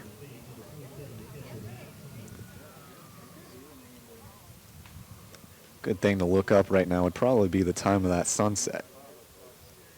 Sunset is listed at 8:08 p.m. So that gives us 23 minutes, because it is now 7:45. So in 23 minutes, that sun will be below the horizon as Thomas swings at the first pitch, fouls it off towards the Saints dugout. Scott picks it up on the on-deck circle and just kind of drops it right next to him. We'll be a bit more fortunate, though. There's a hill out there kind of jutting out into the path of the sun. So while it's not going to be in a minute, it thankfully won't take another 20. The 0-1 misses outside for ball 1.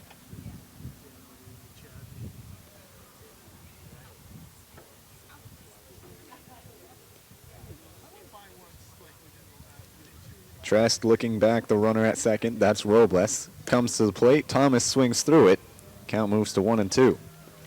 I found it funny that Race and Drew both pointed out the untucked jersey of Matt Thomas. I think it was a broadcast with you that I pointed out that his jersey is always untucked. That was a little earlier in the season, and I kind of feel for him. Being a tall catcher, it's got to be hard to keep the jersey tucked in, just especially in that squat position all game long. Thomas now calls timeout and will step out of the box. He's got a 1-2 count right now. Still only one down here in the top half of the 7th inning. Trest comes to the plate. Thomas fouls this one straight up and back and out of play. As I just spent 10 seconds looking for the ball. This is why we have two commentators, ladies and gentlemen. Mitch was able to point me in the right direction that time. The 1-2 now. Thomas swings through this one. It's in the dirt. Cadena picks it up, and Thomas will walk back to the dugout with a strikeout swinging. That'll bring up Christian Scott, the center fielder wearing number 12 for the Saints. He's 1 for 2 on the day. He had the very first hit of the game. He was the very first base runner of the game for the Saints. That came last inning. It was a double to center field.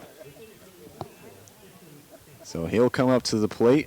2 men on. That's Robles on second base, Stapp on first, and 2 outs. Elijah Trest looking to minimize the damage here as he gave up a leadoff home run to Nick Pagan. First pitch to Scott finds the strike zone, and he finds himself down 0-1.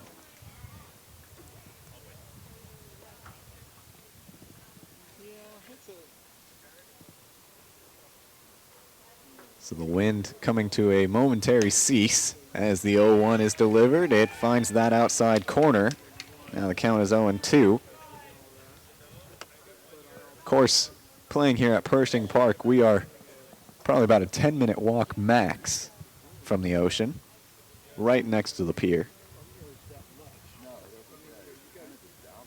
I know for a fact it's a 4-minute drive max. As the 0-2 is taken, and Christian Scott goes down looking for out number 3 in the top half of the 7th inning. He'll have to walk back to the dugout as Nick Pagan added on to the Saints lead. It's now 4-2 as we head to the home half of the 7th. Don't go anywhere. We'll be right back for that. You listen to Saints Baseball on YouTube Live with Matt Berner and Mitch LaFave, the broadcast home of Arroyo Seco Baseball.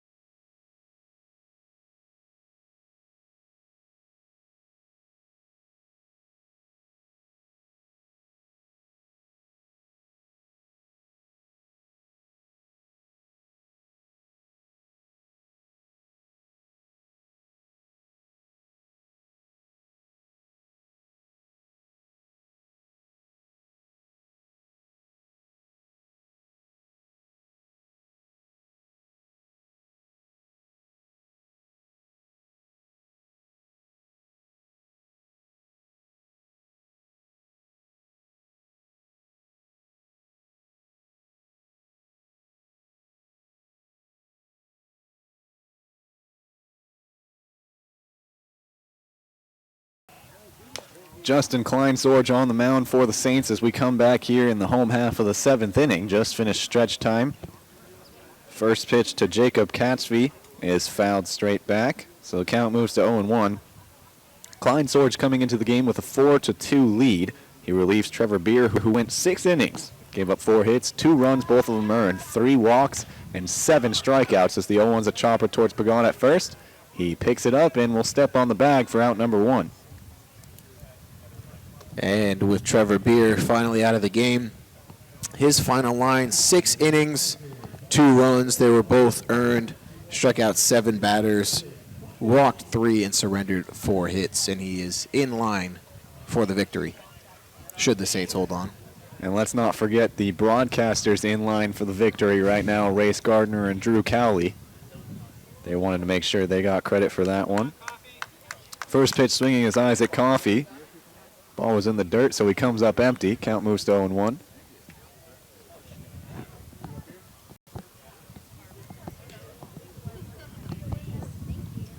The 0-1 from Kleinsorge in the dirt for ball 1. Klein Sorge from Regis College in Colorado. Teammate of Colin King, who recently departed from the Saints because he reached his innings limit for CCL action, but he was probably the best pitcher statistically for the Saints this summer as the 1-1 is blown by Coffee. I was about to say that it's a little sad to see him go. Had 20 and 2/3 innings pitched, led the team with a 1.74 ERA. The 1-2 breaking ball from Klein Sorge inside for ball 2. Klein Sorge has shown flashes of an ability just like Colin King, but he also has shown the ability to lose control of his fastball at times. If I'm not mistaken, he leads the team in wild pitches as the 2-2 finds the strike zone. Breaking ball in the outside corner for strike 3. Coffee goes down looking, and that'll bring up Tommy Holgan with 2 down here in the home half of the 7th. The sun starting to dip away and away. You guys can actually see the players stepping into the box now at home. That's Tommy Holgan wearing number 1 in the all-white uniforms for the Foresters. And you are correct about Klein Sorge leading the team in wild pitches. 7. First pitch to Holgan outside for ball 1. So the Foresters in their all-white uniforms, red numbers, and a red F on their left chest. The 1-0 fouled straight back, counts even at 1. The Saints, on the other hand, are in gray pants with dark blue jerseys, gold tone underneath the arms, and then gold numbers and a white script Saints across their chest. Their caps are dark blue with a gold brim and that white and gold insignia. I mentioned the gray pants and the blue stirrups over white socks as the 1-1 is taken for strike 2. Nice little breaking ball right there. In home games, it's a bit different. You see a mix of guys with long pants, high socks, and stirrups, but I'm a big fan of when everyone is wearing the same thing, especially when they're stirrups. The 1-2 fouled down the line, first base line, I should say. Pagan picks it up, throws it back over to Klein Sorge, who will just kind of play with the ball as he walks back to the mound.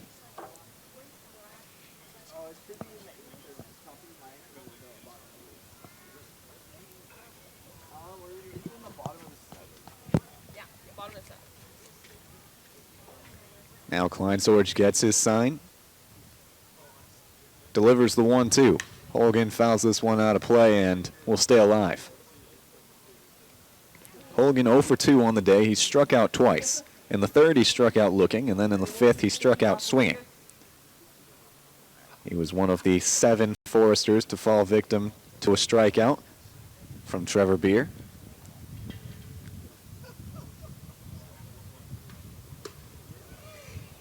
As the 1-2 fastball got away from Klein Sorge, spiked into the dirt, and ends up hitting the home plate umpire. He seems to be okay, though, maybe a little shaken up as Matt Thomas will go out there to have a quick chat with his pitcher.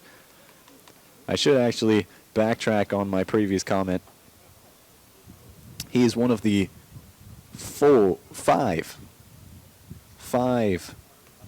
players for the Foresters that was struck out by Trevor Beer, because Quentin Selmo struck out twice to Beer, and so has Holgan. Coffey picked up his 2nd strikeout this inning, but that 2nd strikeout was to the man on the mound right now. That's Justin Klein Sorge.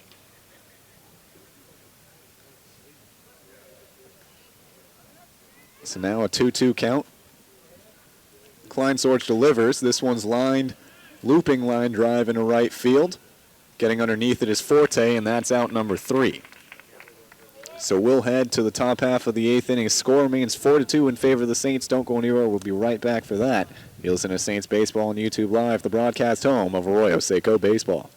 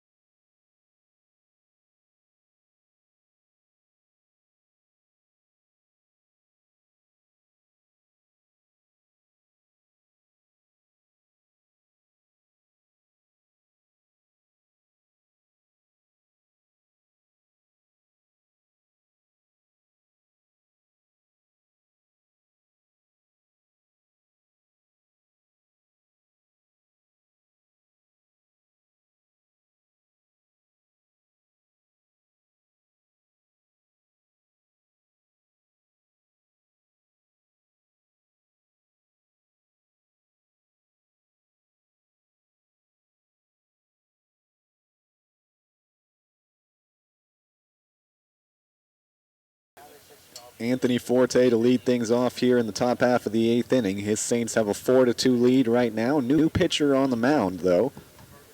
That comes in the fashion of Jacob Burton, wearing number 20 for the Foresters. First pitch he throws. This is outside for ball 1. Forte 0 for 2 on the day with a walk. 1-0 finds the strike zone on that inside corner. Fastball paints the corner of the zone. Counts even at 1.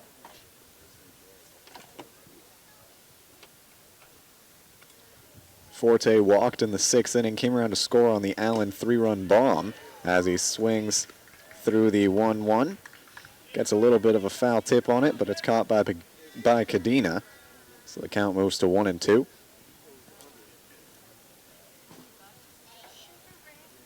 Burton stands at 6 feet, though. He looks a lot smaller in comparison to the previous guys on the mound, Taggart and...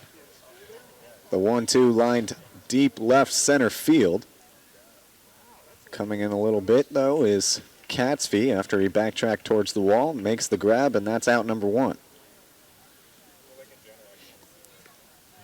Yeah, you mentioned the height differential. Kevin Larson, who was on the mound for the 5th and 6th innings, he was 6'9". So Jacob Burton listed at 6 feet tall. Not necessarily a short guy, but 9 inches shorter than one of his predecessors makes him look a little smaller on the mound. First pitch he throws to Morgan Allen inside. Allen gets out of the way of that one. Takes a little bit of a walk around and will reset before getting into the box. That's the first pitch he's seen since he hit the home run to give the Saints a lead in the 6th. I wouldn't believe there is intention behind that, but there has been a little bit of animosity between these two teams. The 1-0 fouled off out of play. Now, you mentioned a little bit of animosity. I actually wasn't there for that game, but I believe it was, what, last Wednesday? It was this past Wednesday. Jack and I were calling the game, and after the 8th inning. 1-1 chopped on the ground towards second base. Fielding it is Hogan. Throws over in time as the speedy Morgan Allen is thrown out trying to get to first base. That's a 4-3 and out number 2.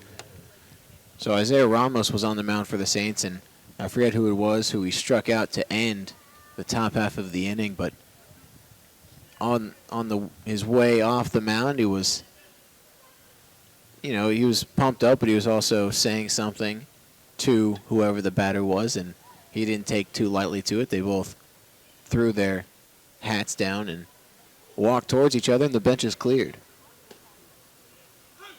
First pitch into Gonzalez. He watches that one find the strike zone. That was on the inside corner. Gonzalez 0 for 3 on the day with 2 strikeouts. He struck out looking in the 4th and swinging in the 6th. He ended both of those innings. He also ended the 1st inning with a ground out to second base. So he's looking to not end an inning for the first time tonight. It's going to be hard for him to do as he's down 0-2.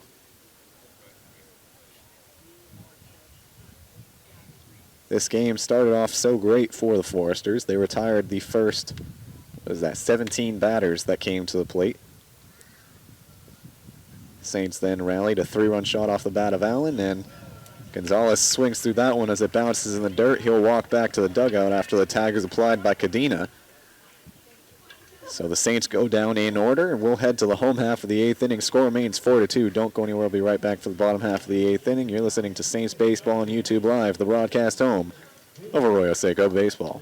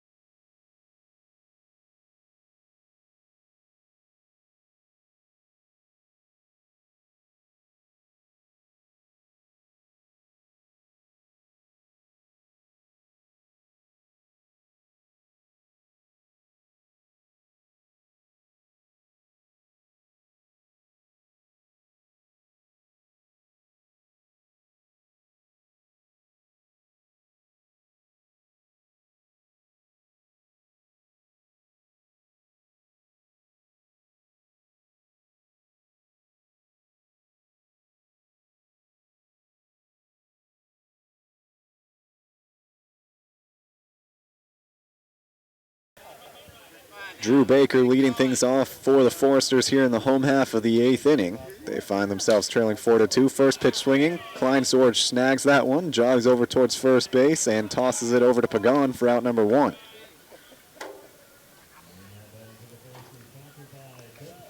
Really nothing better to start the inning with than one pitch, one out. We've seen that a few times this ball game on both sides.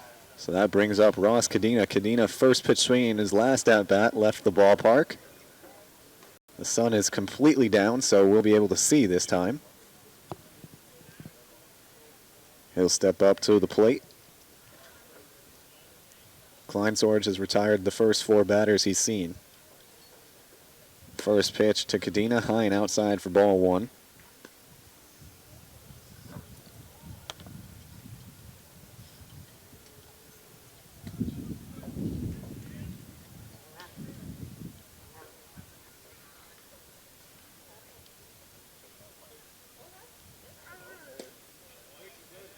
One-0 finds a strike zone, so count moves to 1-1.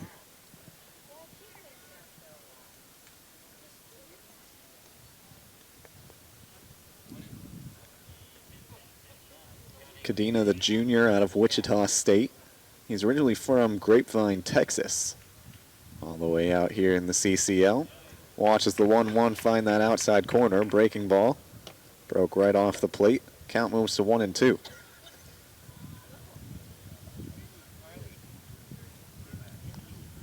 Cadena takes a nice long look at his bat. Steps back into the box. Now the sign's given to Klein Sorge. Out of the windup, he delivers. Breaking ball. Chopped on the ground towards Allen at short. He picks it up, throws over to first base in time. Pagan slips a little bit, but he's able to keep his foot on the bag, and that's out number 2. So you mentioned Cadena from Grapevine, Texas. That is part of the Dallas-Fort Worth Metroplex. It's where TCU is. It's where I go to school. And just looking at the weather, in complete contrast of what it is right now, it's about 61 degrees.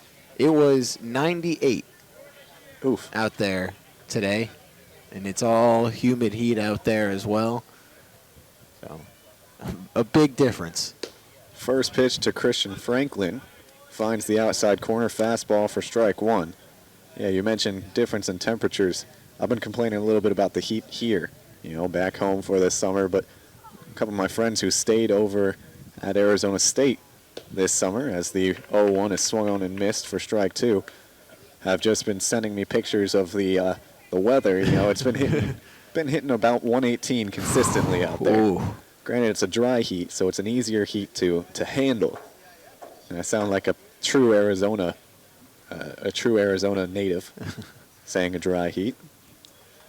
The 0-2 check swing didn't go around, so Franklin stays alive. The count moves to 1-2. Yeah, I'm kind of lucky I'm not in Arizona right now. I've never been the biggest fan of the heat, which is kind of ironic. I moved from one desert to another. The 1-2 from Klein Sorge swung on and missed. This time Thomas catches it, so Franklin will head back to the dugout with a forwards K. And another 1-2-3 inning for Justin Klein Sorge as we'll head to the top half of the 9th inning. Score is 4-2 in favor of the Saints. Don't go anywhere. We'll be right back for that.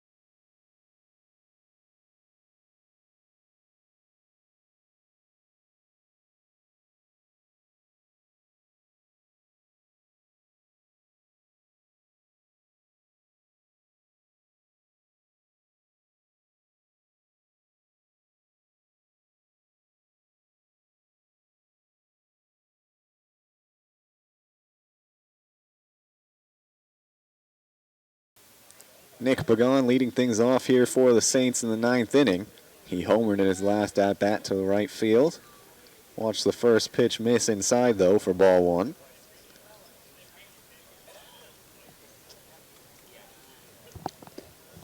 Now the 1-0 in the dirt, ball two. Burton working quickly out there on the mound. Pagan had struck out twice before hitting that home run, and then he had 2 strikes on him in that at-bat as well.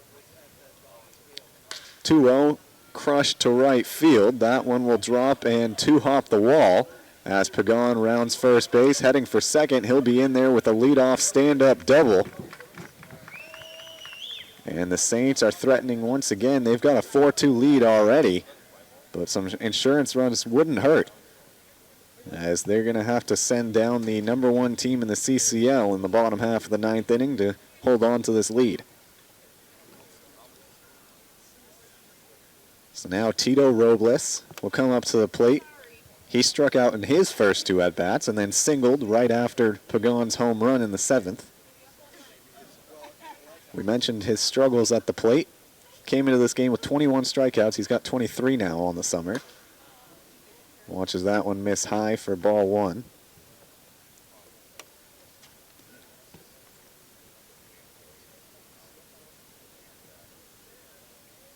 Robles had struck out in 46% of his at-bats. Well, has struck out in 46 of his at-bats, I should say, as that one's lined towards left field. And positioned in left center field already is Catsby. So that's an F7 and out number 1. I was about to say something about, maybe that last weak single that he had was kind of sparking something in his bat, and he ripped that one. But again, Catsby in left, playing in basically left center field. Didn't really have to move much to get that one, but it was ripped. So as you can see, Thomas Lovano going to check into this game on the on-deck circle. Nolan Tressler at the plate. First pitch swinging is Tressler. He fouls it straight back. Count moves to 0-1.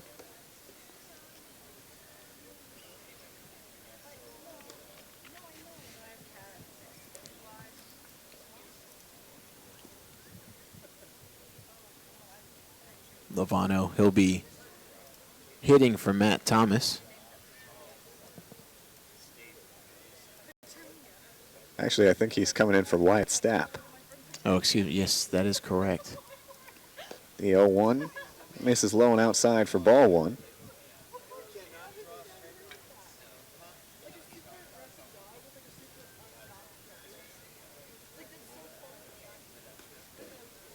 Burton taking his time this at-bat. Delivers the 1-1 to Tressler. It's shot on the ground. Foul down the first baseline. So count moves to 1-2. Had that one stayed fair and gotten over the bag, that probably would have been a run, as Robles got a nice good jump off of it. And some hard contact this inning. The double from Pagan was ripped into the gap, and that line out by Robles was also hit quite hard, just right at the left fielder. And then that one down the line, just foul. Yeah, you mentioned Pagan led off with the double. He's the runner on second base, not Robles. That's my apologies. Now the 1-2. Tressler takes, misses high and outside for ball two. So the count is 2-2.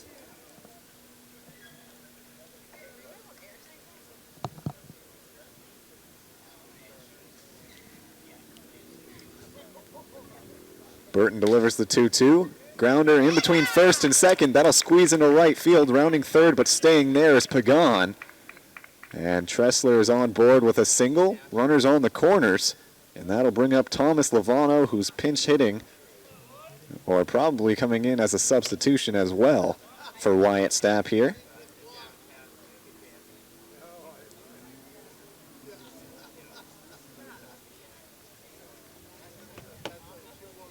Stapp finishes his day at 0 for 2, but he reached base with a walk in the 7th inning.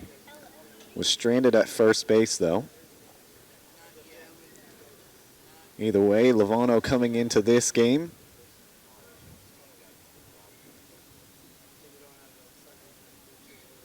He's in a pretty good situation to come into it as well. One down here, runners on the corners. Chance to add on to the lead. It's 4-2 right now in favor of the Saints. But I'm sure the pitchers for the Saints wouldn't mind a little extra cushion. First pitch to Lovano inside for ball one. I can understand why they're going with Lovano in this situation, leading, or I should say third in the CCL with a .375 league batting average. And he is second on the team in RBI, just behind Garriola. Well, he puts a shot into this one, deep right field. Going back and making the grab is the right fielder Hall. Tagging and coming home to score, though, is Nick Pagan, so that's a long sac fly off the bat of Thomas Lovano. He does his job, and the score moves to 5-2 in favor of the Saints. And he hit that right at the .365 sign in right center field. And that's tough to do, hitting the ball opposite field, going that far, and came just a few feet short of being able to, of hitting that one out. So that'll bring up Matt Thomas. He's 0 for 3 on the day. Flew out to left field in the third inning, grounded out to second base in the sixth, and then struck out swinging in the seventh. Gets another chance here in the top half of the ninth inning. Saints have 5 runs on 6 hits. Foresters, on the other hand, 2 runs on, I believe, 4 hits. Burton delivers to Thomas in the dirt. Taking off for second base after the ball was left at home plate and Cadena couldn't find it was Tressler. He gets there safely.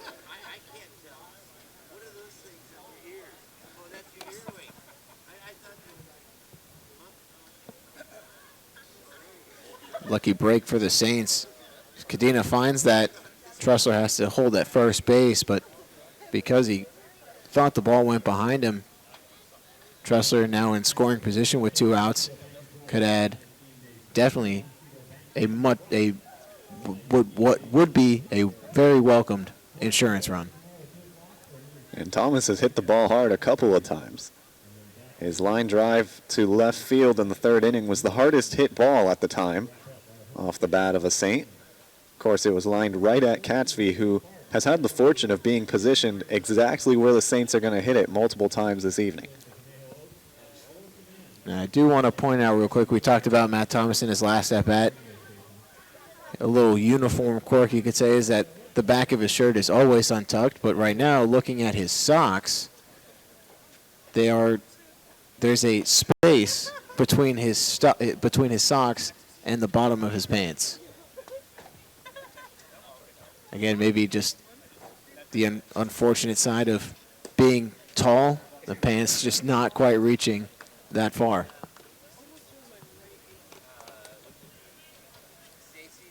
Well, honestly, being tall and lanky, sometimes your clothes just kind of move around on your body in ways that most people aren't used to seeing.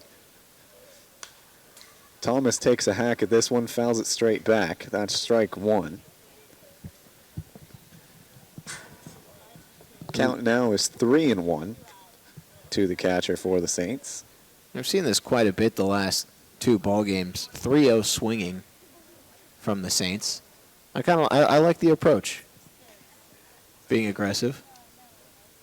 3-1 to Thomas, finds that outside corner as strike 2. That's the pitch that at the beginning of the game was not being called a ball. But as time has moved on, we're at the 2-hour 15-minute mark in this ball game. That one's become a strike, and it's been consistent for both teams. Both teams have been getting the call for the last couple of innings here. Full count delivery. Thomas lines this one right back up the middle, over the glove of Drew Baker in shortstop, and it gets into center field. Coming home to score is Tressler, and that's an RBI single off the bat of Matt Thomas, and the score moves to 6-2 in favor of the Saints. Great piece of hitting, another hard hit ball from Thomas.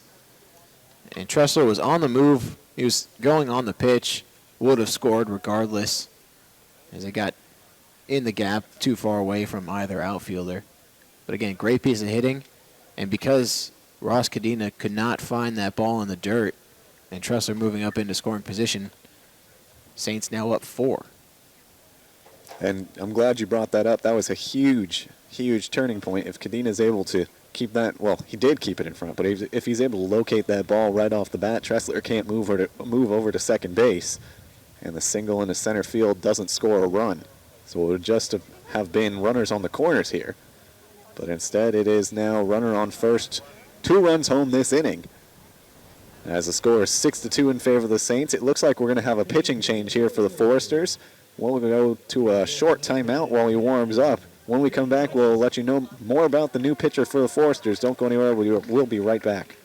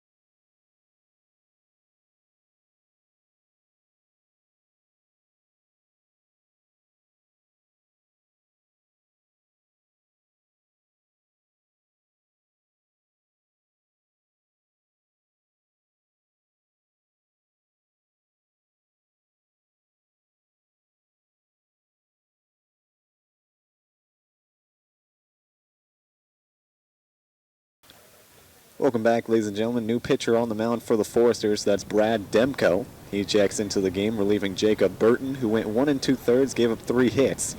2 runs have already been charged to him, both of them earned, but Matt Thomas on first base is still Burton's runner. First pitch from Demko fired to the screen, and Thomas advances to second base. So 1-0 is the count to Christian Scott. Could say that one was just a bit outside.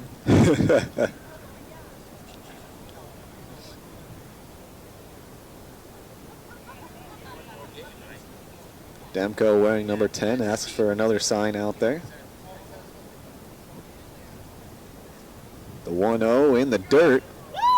That one also gets past Cadena, and Thomas advances to third base. He'll round the bag and threatens to come home. Just like that, 2 pitches into his outing.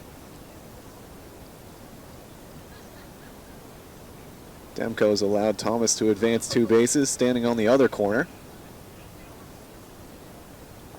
So Christian Scott, he's at the plate. He's got a 2-0 count. If he's able to extend the inning, it'll be Anthony Forte coming to the plate.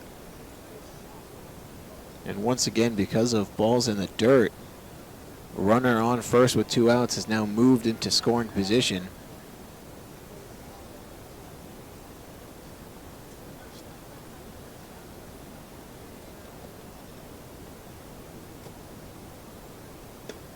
Demko takes something off of that one, but finds the strike zone. Count moves to 2-1.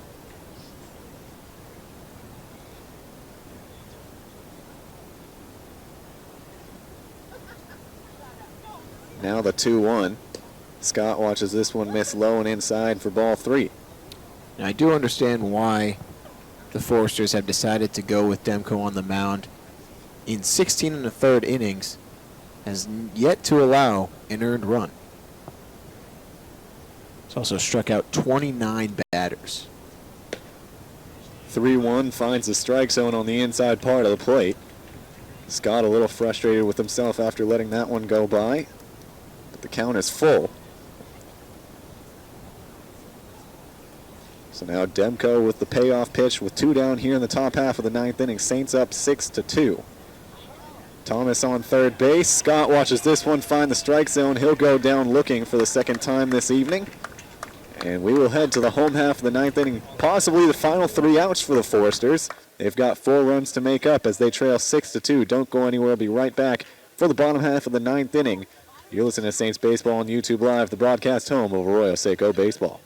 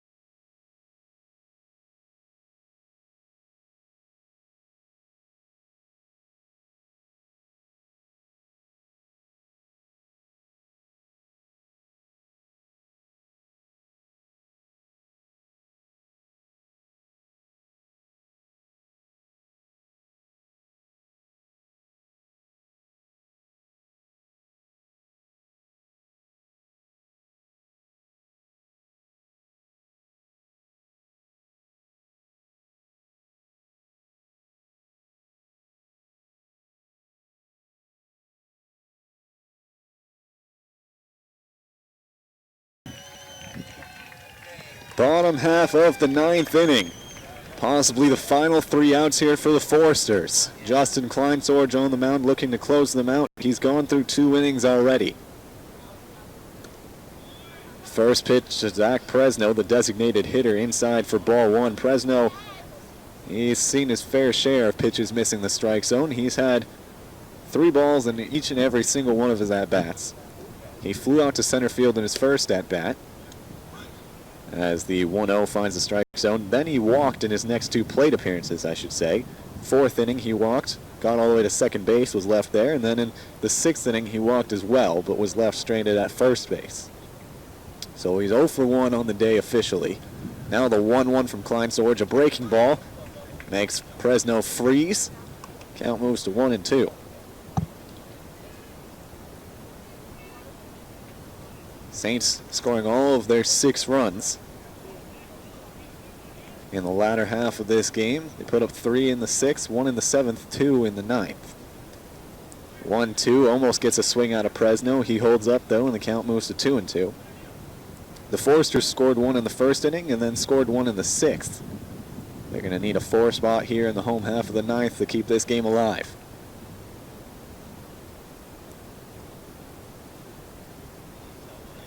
Kleinsorge delivers the 2-2, misses low and outside for ball 3. And Presno is 1 pitch away from drawing yet another walk. And as you alluded to earlier, this is now the 4th time in all 4 plate appearances that he has seen at least a 3-ball count. Good eye out there at the plate. Full count pitch. He swings through this one, goes down swinging. Thomas will throw it around the infield. And that's out number 1 in the home half of the 9th inning. Coming to the plate, the 3rd baseman, Quentin Selma. Selma has struck out twice. He's 0 for 3 on the day. His only other at-bat was a fly out to center field. That came in the 4th inning. And Selma was the guy we started talking about patterns, and that was in the home half of the 6th. In all 3 of his at-bats, he's had a 2-2 count when he became retired, or was called out, I should say. He'll watch the first pitch go by for strike 1. Nice fastball from Kleinsorge.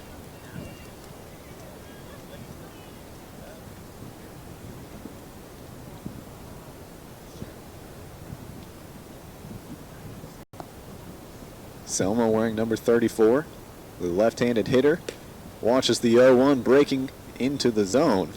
Curveball drops in there for strike 2.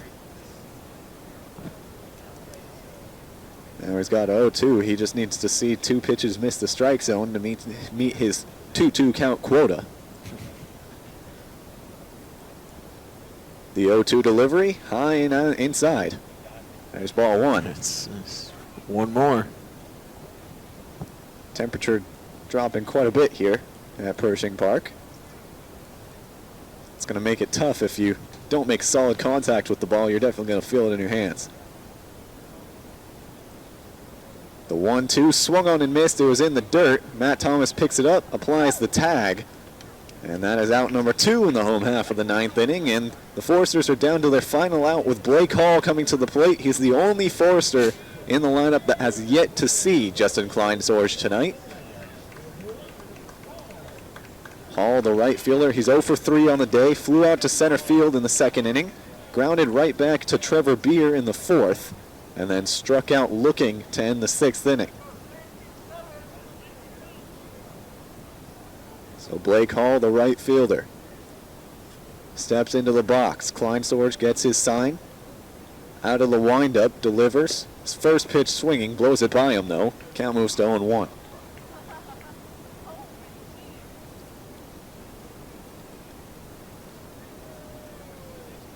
This is a possible playoff matchup. Right here, the Foresters clinch the first spot. They'll be playing in the championship game against the winner of the Riptide versus the Saints as the 0-1 bounces in the dirt. Count moves to 1-1.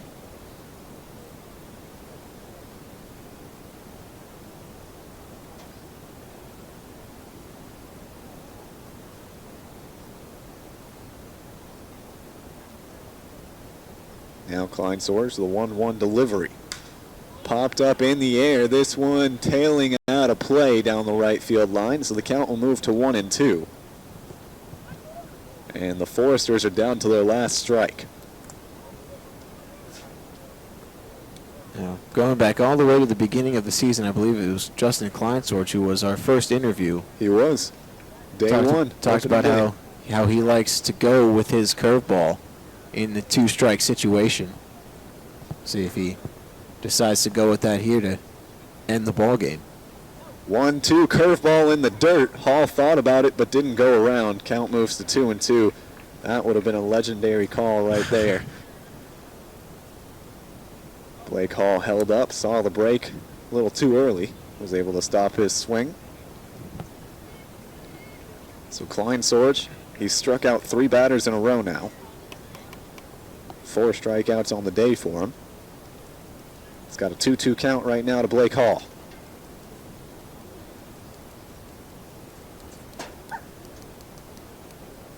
The 2-2. Kleinsorge delivers. Fastball misses outside for ball 3.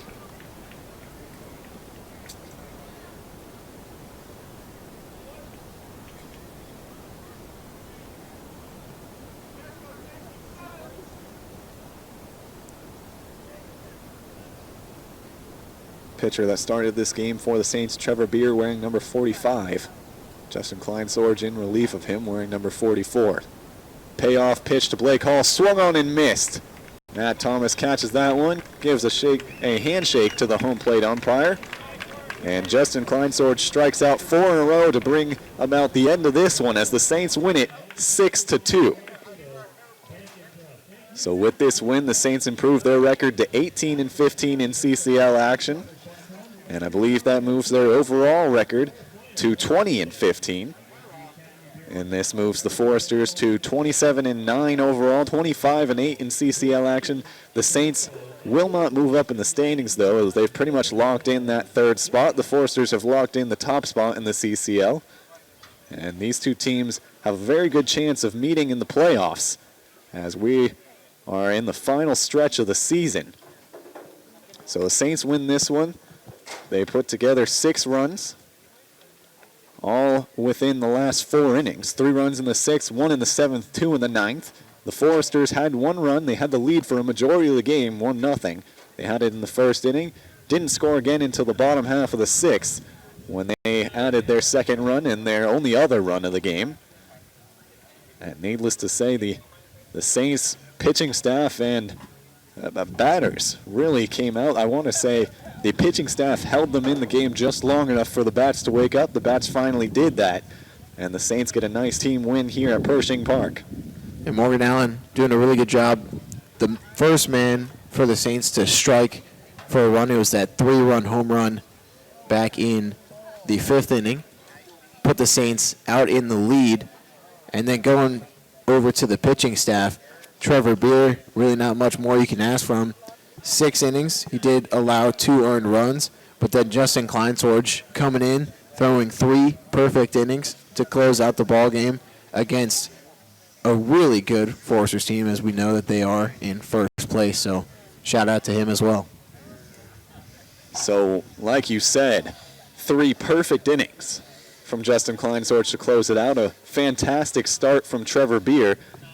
Now, who would you say your player of the game is? Ooh, that is tough.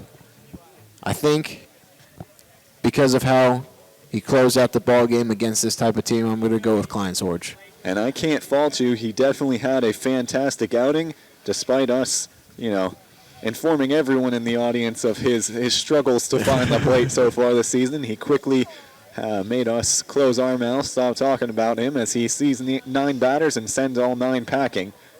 Once again, the Saints come away with the victory 6-2 in this one. And like I said, that improves their overall record to 20-15 on the season, 18-15 in the CCL. At this time, I'd like to thank everyone who made this broadcast possible. I'd like to thank everyone in the Foresters organization for being so hospitable and allowing us to set up a broadcast here. And for Mitch Lefebvre, I'm Matt Berner, saying good night.